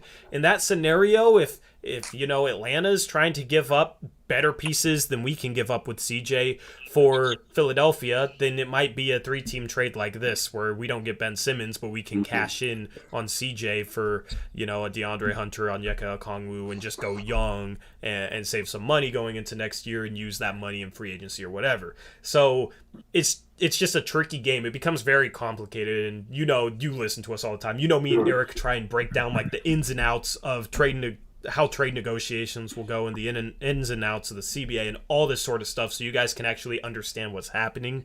With Philadelphia, it's just a situation where CJ McCollum makes sense They need a shot-creating guard desperately. And Tyrese Maxey's kind of grown into that, but they could use another one like a CJ.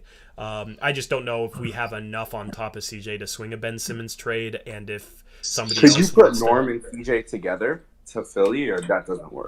they like Maxey's been balling, so I think Maxey and CJ would be the starting point guard and shooting guard, and then I don't think they would necessarily want Norm as their small forward. So that's why Norm might not work, and then every other asset, we have solid role players, but they might want, something better than a role player. They might want like a good young player like a Cam Reddish, and then like a really, really good role player like a Bogdanovich, who's more suited to play the 3 than Norm is.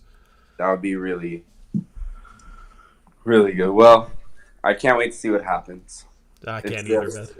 It's just so far away, but yeah.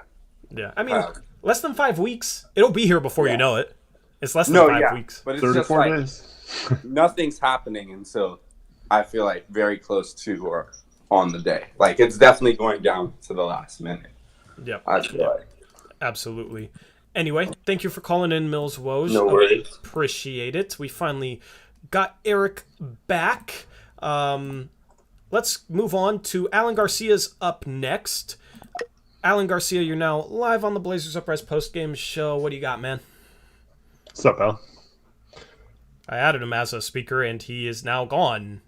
Or Alan Garcia, man. Try and request. Here, I'll invite you to speak. Hopefully this works. Sometimes when I add people that have requested to speak as speakers, it'll like delete their request to speak request, and they'll be sent back to being a listener. I don't know why. They definitely got to refine a couple things. But Alan, if you still want to speak, just request to speak again, and I will go to you. We do have Zach. We'll go to Zach, and then hopefully Alan will be back and hop on. Zach, what's up, man? Hopefully your internet's good enough for you to actually speak. You do have the speaker icon, and now you're back to being a listener. So I don't know what's going on with the Twitter space, man. Let me try to add you, Zach. I don't know if it's the Twitter space glitching out or what. But I mean, that's the thing. We heard Mills Woj just fine, so I don't know what the deal is here. Eric also says shy. Zach's not afraid. I think Zach talked in it last stream. I don't remember. But, yeah, so one of the questions that I got asked while you were gone, Eric, was could Norm have been the guy that Jason Quick talked about that was not bought in? We thought it was Rocco, but could it have been Norm? What do you think about it being Norm? I mean, it's certainly possible, but it doesn't make sense that Rocco would eventually lose his starting position if he wasn't the problem. Like, it probably would have been Norm that lost his starting position when Chauncey showed that he wasn't completely glued to the original starting lineup. So I think it's pretty safe to say it was most likely Rocco. That's a good point. We do have Alan back. Hopefully he's able to speak. Alan, are you there? Hello? Can you guys hear me? Yeah, we can hear you. What's up, man? I was talking earlier and I couldn't hear you guys. Yeah, this space has been glitchy. So now it sounds good. What's up, man? What you got? Well, I was gonna ask if I forgot the question now. Okay, well, it was something about Chauncey Billups. Okay, so why do you guys think that Billups hasn't been changing a lot of things like how he said he was? I'll let Eric answer this one because I've been running the whole space while Eric's been gone. Eric, what you think, man? I think it was... You saw after the Phoenix game how excited everyone was. We win by almost 30, and people are talking about, see, it's fun to play defense. That was the theme in the locker room, and everyone's tossing water in the air, whatever.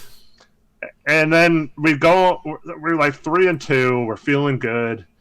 I think at the time we might have had a top 5 or 6 defense or something like that. And then we go on the road trip. We lose to the Hornets. We lose to this Cavs team who at the time people thought were going to be bad.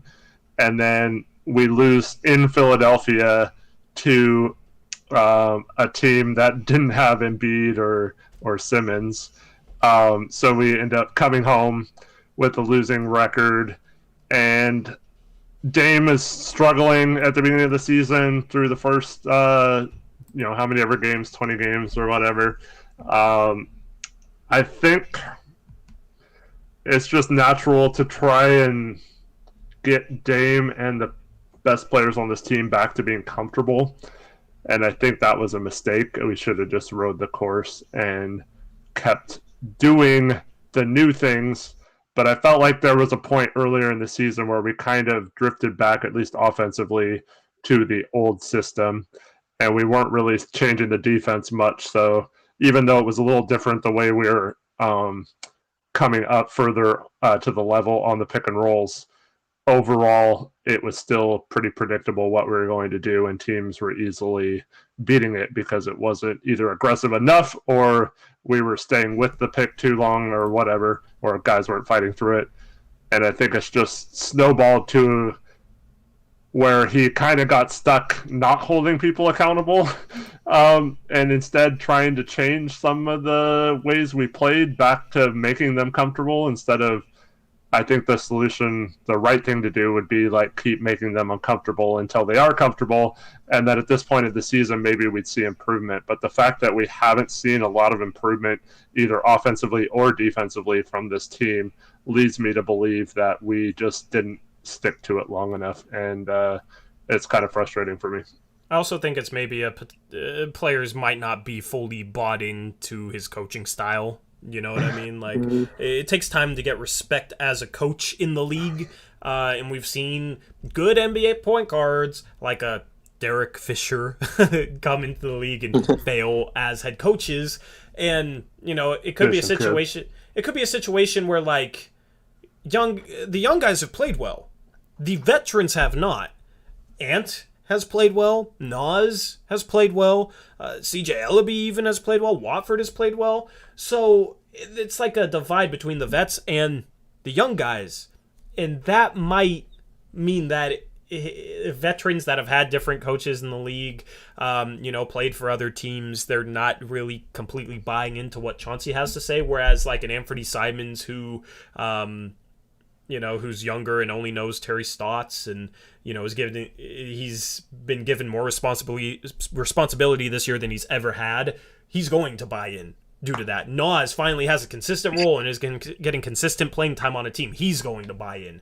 You got CJ Ellaby, never played in the league before. He barely played last year, and now he's getting some stretches of run. Like, he's going to buy in and play hard and try and do the right thing. So I think that disparity between the young players and the vets might mean that just veterans aren't fully buying into what Chauncey's trying to do. Right. To that point, I also think you brought this up several times, Torey. We are missing that defensive, especially general out there that just gets in people's face. It doesn't have to be to the extreme that Draymond does, but we just don't have those guys who are out there, like when Norm or Dame or someone messes up a defensive possession, like getting in their face, or it doesn't have to be in like a mean-spirited way, but like just calling them out for not doing things. And I think we're missing that kind of guy. And I think the problem is we have too many guys that we are more of the type that need to be led and need to be told what to do and need to be helped on defense, and not enough guys who are compensators for those guys. It would help to have more players that can do it on the floor without the coaching and are kind of coaches themselves. And instead we have basically a whole lineup of players who have to be coached on what to do basically every possession, and it's hard to be reactionary quick enough in the NBA when you're constantly having to be told what to do on a defensive possession and you don't do it instinctively and naturally. And that's why I thought we should have stuck with some of the earlier schemes longer, especially last year too, with we didn't even give a new system a chance after preseason. So I just feel like by this time it should be starting to see signs of being instinctual. and it's not, which leads me to believe that some of these players just might not be capable of understanding that. And you can get away with having some of those players on your team, and unfortunately you can't do it when 4 or 5 of the players on the court at once are all having issues with the same stuff. And then you combine that with a guy like Robert Covington, who's supposed to not have any of those issues and is supposed to be a really smart off-ball and help defender and all that kind of stuff. And he's just been bad, frankly, on that end compared to what he's capable of. And that it just led to completely being lost. But good question. Yeah, I was also going to ask, let's say that Dame is out for the year and Anthony Simons does sprout, and we go into a situation where we have to trade either him or CJ. Who would you guys trade in that situation?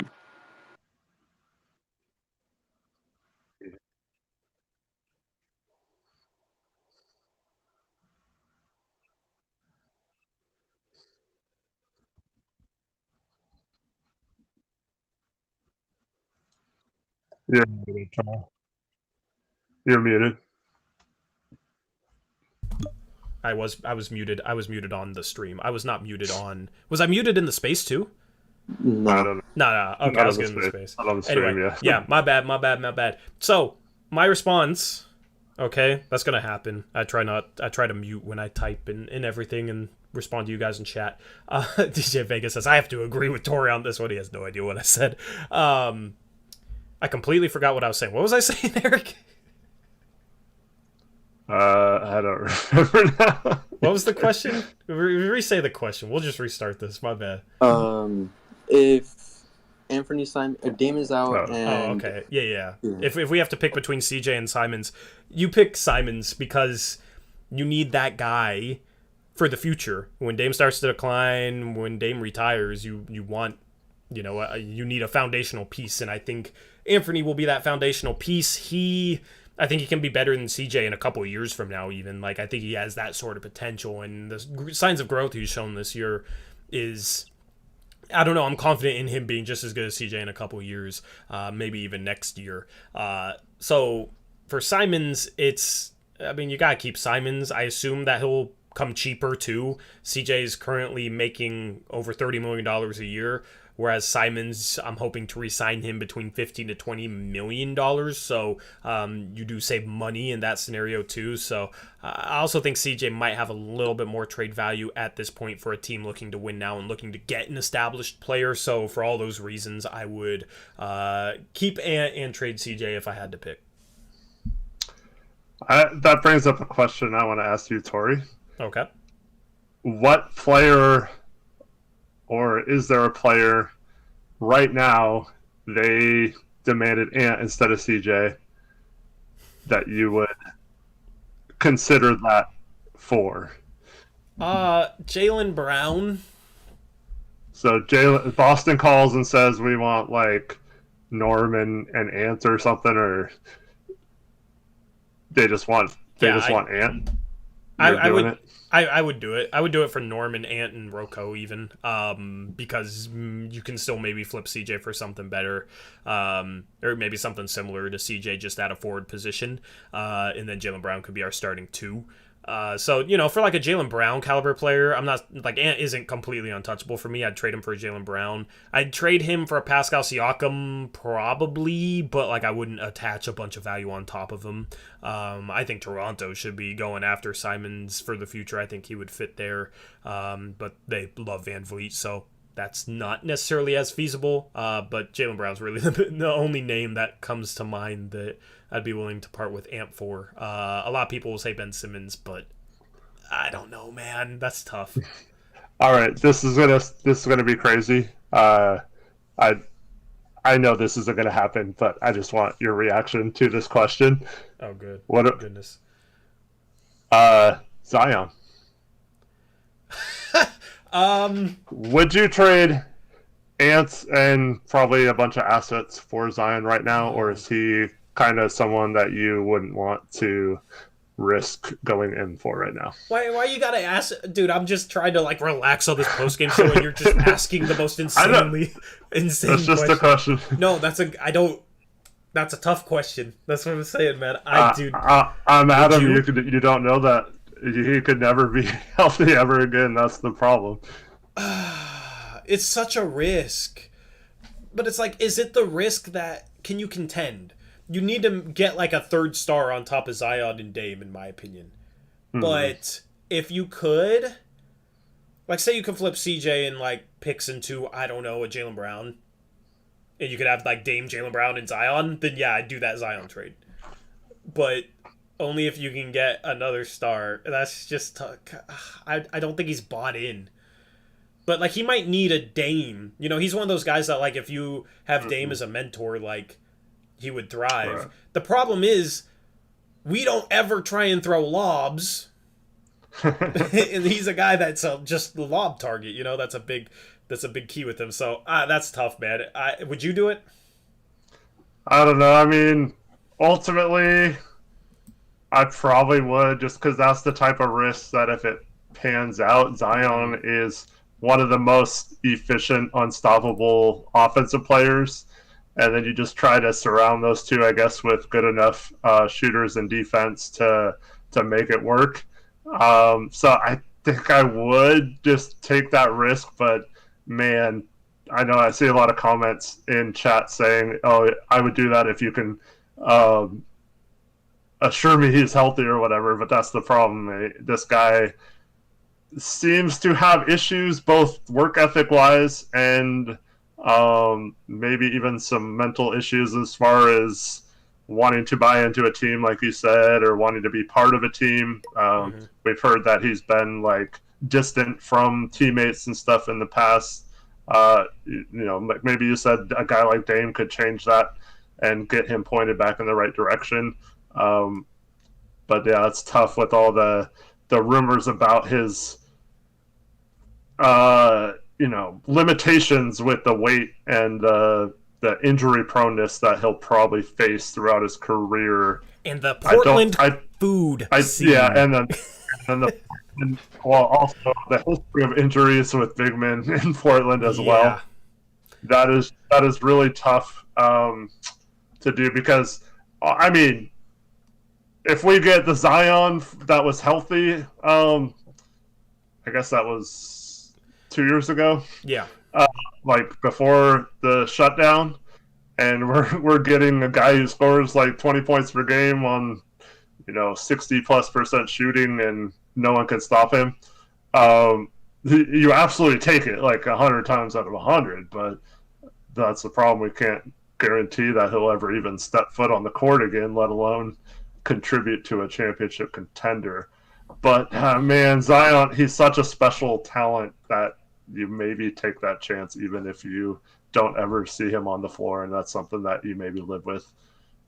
Yep. Anyway, thank you for calling in, Alan. Appreciate you. Yep, thank you guys. Keep up the good work on the show. Thanks a lot, man. All right, so we are now going to go to Quincy's back, and then we'll finish off with Jared's second call-in for this show. Jared calling twice, man. Come on. He probably has a good question, so we'll end it with them. Nobody. If anybody else was trying to call in other than Jared, I put him ahead of him because he's already had his chance. But you also weren't here for his question, so maybe he wants to ask again. I don't know. Anyway, Quincy, you're now up, man. Good to talk to you again. What you got going on? Hey, how you guys doing tonight? Doing good. So my question was kind of like, since this team is, I mean, our management is kind of delusional, and like, at least hopefully it gets better now with Cronin and all that, but do you think that there's a scenario where, similar to last year, we trade someone like we traded Trent, and kind of like do you think that this team could trade Ant because like our management thinks that that's going to be the thing to take us to contention, kind of like last year we did with like a young player like Gary Trent? Well, the thing is, last year we were closer, right, than we are this year, so that was part of it. It also was a situation where we were getting a better player than Gary Trent Jr. And it was still a guy like kind of in his prime, like young enough to be a part of the team for future years without seeing much of a drop off. So would they do that with Ant? I think Ant has more potential than a Gary Trent Jr., and I think the front office agrees with that. It's hard to say, though, because we haven't heard Cronin talk about Ant, but with the flashes Ant is showing this year, he's showing some serious flashes, whereas like Gary Trent Jr. showed flashes in the bubble, then actually took a step back last season before we traded him. His defense had regressed. He was still too much of a shot chucker, so he wasn't as good for us as I believe Ant has been this year. So that's part of it. I also think it was a situation where they might have had to choose between Trent and Ant long term. Just like they now have to choose between, they have to trade out one of the 4 guards between Dame, CJ, Norm, and Simons. So I think that might have been a part of it. And then also, like Dame loves Ant. Dame loves Ant, and I think that has. I think that will matter. I think the front office is going to work with Dame and try and keep Dame happy, make him happy. It's not a situation where I think he's going to ask out or anything if we traded Ant, but I think he would be very upset. Eric talked about on last stream. What'd you say? Or you said you think he would be more upset if we traded Ant than anybody else on the roster? Yeah, I think that's come to that point. So I don't expect a trade like that. Do you guys still think that moving Gary for Norm was a good move? What about you, Eric? Yeah, I mean, I still like the trade. If I would have known we had a different coach coming, and that might change my mind. But we also have to wonder what's going to happen with Trent, because he has an opt-out after 2 years of his contract. And he could be an unrestricted free agent in 2 years, whereas we locked Gary Trent up for a similar contract for 5 years. Or we like Norman Powell. Norman Powell. I did that mistake earlier with Chauncey, and you correct me, so I got to get you back. Yeah, thanks. If he would have signed a similar contract with us, and then left after 2 years.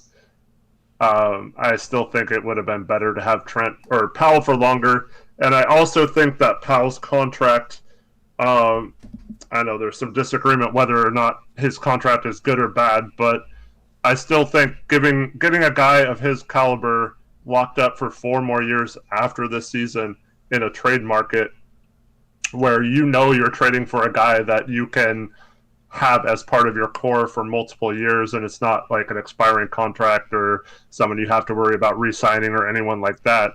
I think he does have some value that we could recoup and get a similar Gary Trent type player this trade deadline, and maybe even a first-round pick on top of that. So I think it's a situation where I still would have made the trade. I still would have re-signed him. I'm just a little disappointed with the team overall, and he's a big part of that. Yep. Yeah, I don't know. I don't know if Trent would have developed the same. He's really improved on the defensive end, and I don't know if he would have done the same thing here, regressing last season or under Billups. If Billups could have maybe gotten something better out of him than Stotts did, but so far it hasn't been good for Billups either on the defensive end. So I don't know if this would have been the right situation for him to flourish anyway. Yeah, I mean, just in my perspective, since we're already like starting to tank now and try to go younger, I mean, it does kind of look like a stupid move looking back on it, but I mean, yeah if we're gonna try to contend again next year, I guess that does kind of make sense. I would agree with that if Gary Trent Jr. signed like a 4 or 5 year contract, right?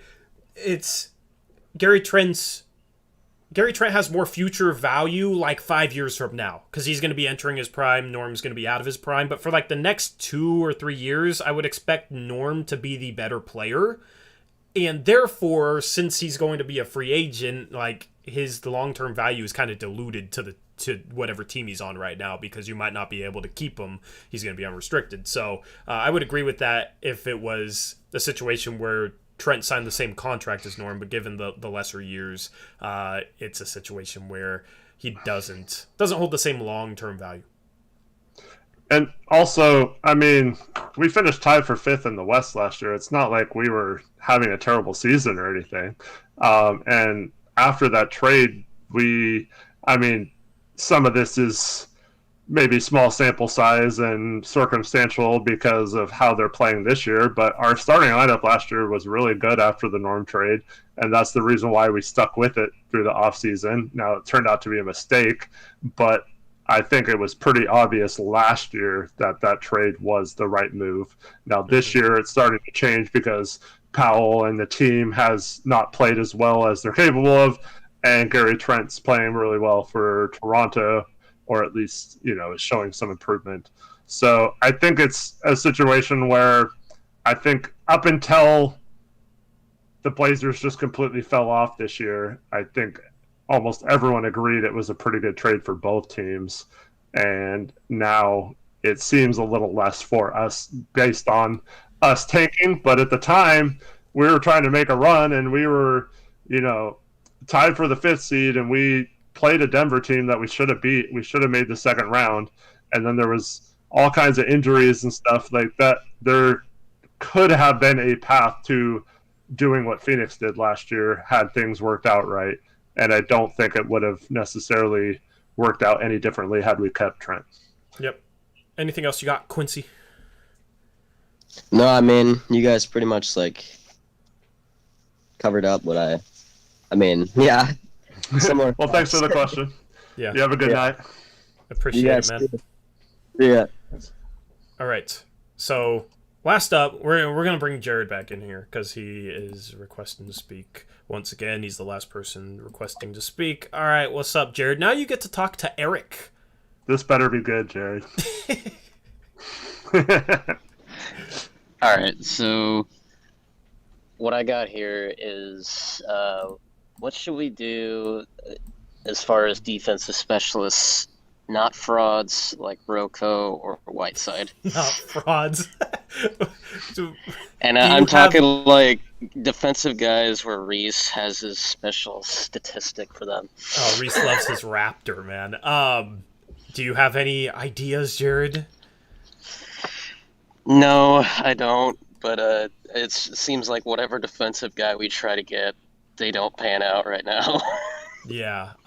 So, Eric, any defensive players, I'm going to rephrase this question a little bit, any defensive players we could go out and get that will be foolproof, where they're not going to get tainted by the Blazers' horrific defensive culture? I think so. There's two ways to look at it. One, you could go after, like the Marcus Smart, Patrick Beverley type that, I don't know how available Smart is, but we saw Beverley get traded twice last offseason, right? So a guy like that is available. So you could try to go that route. Or I'm kind of thinking, with how good Chauncey's been with young players, that we need to go out and find the next Herbert Jones or the next Beverly or the next. That's exactly what I was thinking. So those are the type of players I would try to find in the offseason. And I forget what pick Herbert Jones was, but I think he was definitely 37th, which is where our pick would be right now, if I recall. Definitely, correctly. Those kind of guys you can find in the second round. So I don't know. I think you got to identify those guys who are going to be like that. I know it's easier said than done, but we've also kind of targeted offensive players or young guys with lots of upside and not necessarily defensive specialist type that we could groom to be that role. So I think maybe getting one of those guys as a veteran in the offseason, or maybe even a trade at the deadline, and then getting multiple young players with our assets if we do decide to go the young route, to where you can groom them into being defensive specialists or feel good about them, maybe shutting down people right away and just kind of hoping their offense is good enough to to where Dame can still lead this offense to be respectable enough while those guys develop on that end. Yeah. Herb Jones went 35th, by the way. I will say this. If it is through the draft, there isn't like an obviously good defensive player in the early second round part of the draft like there was last year with Herb Jones. They're first round guys. Like there's one I have an eye on. It's like Torey Easton at LSU. Yeah. Then, the thing is he's going to go like top 20, so we'd have to take him with our first, unless we traded, Norm and got a, mid first round pick. Maybe it's Norm in that trade to Minnesota where we get back Nas Reed in their first or whatever, and Torian Prince as an expiring contract. Then in that case, we'd be in the range for Tari Eason.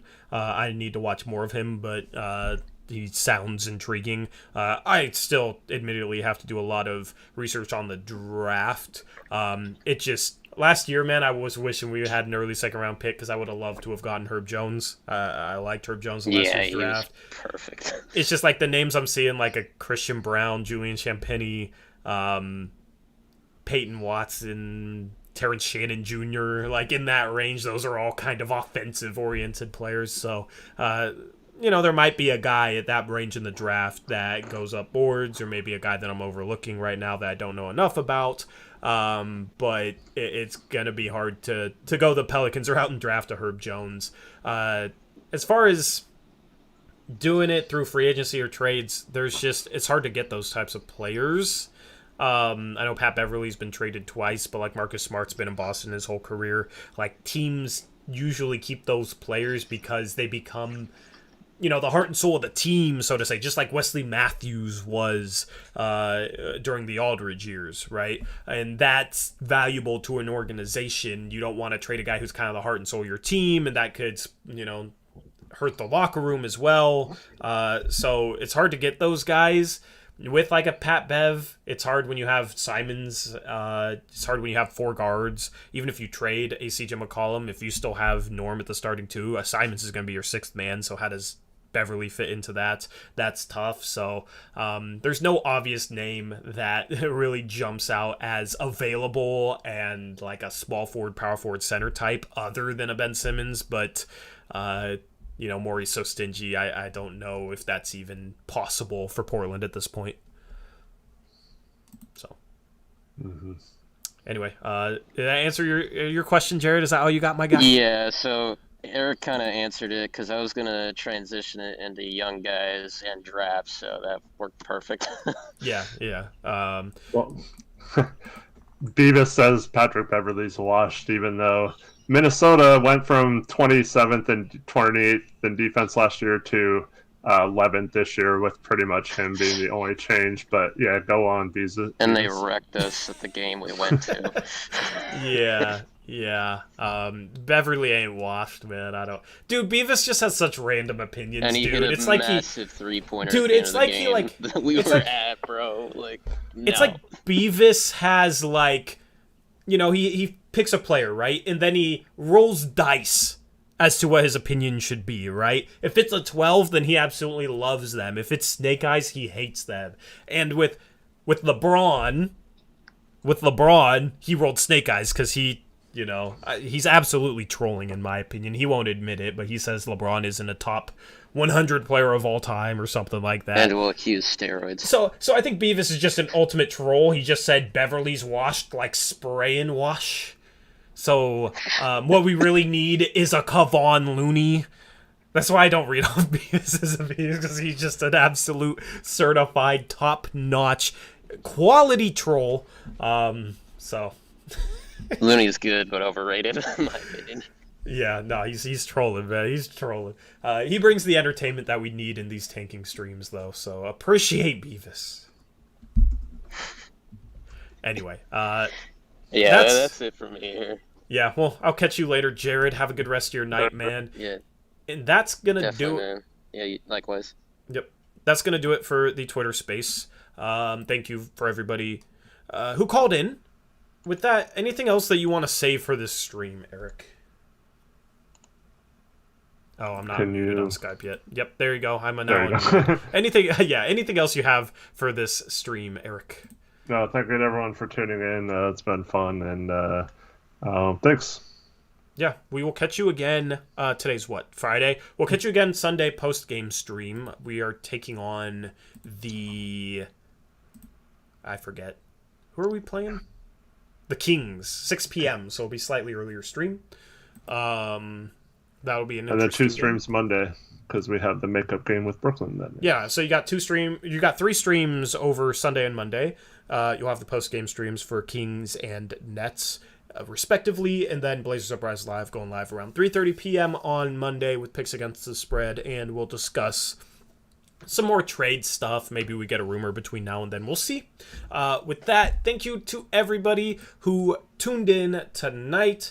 Hope you have a good rest of your Friday and a good weekend before we catch you on Sunday. Until then, as always, peace out. Go Blazers.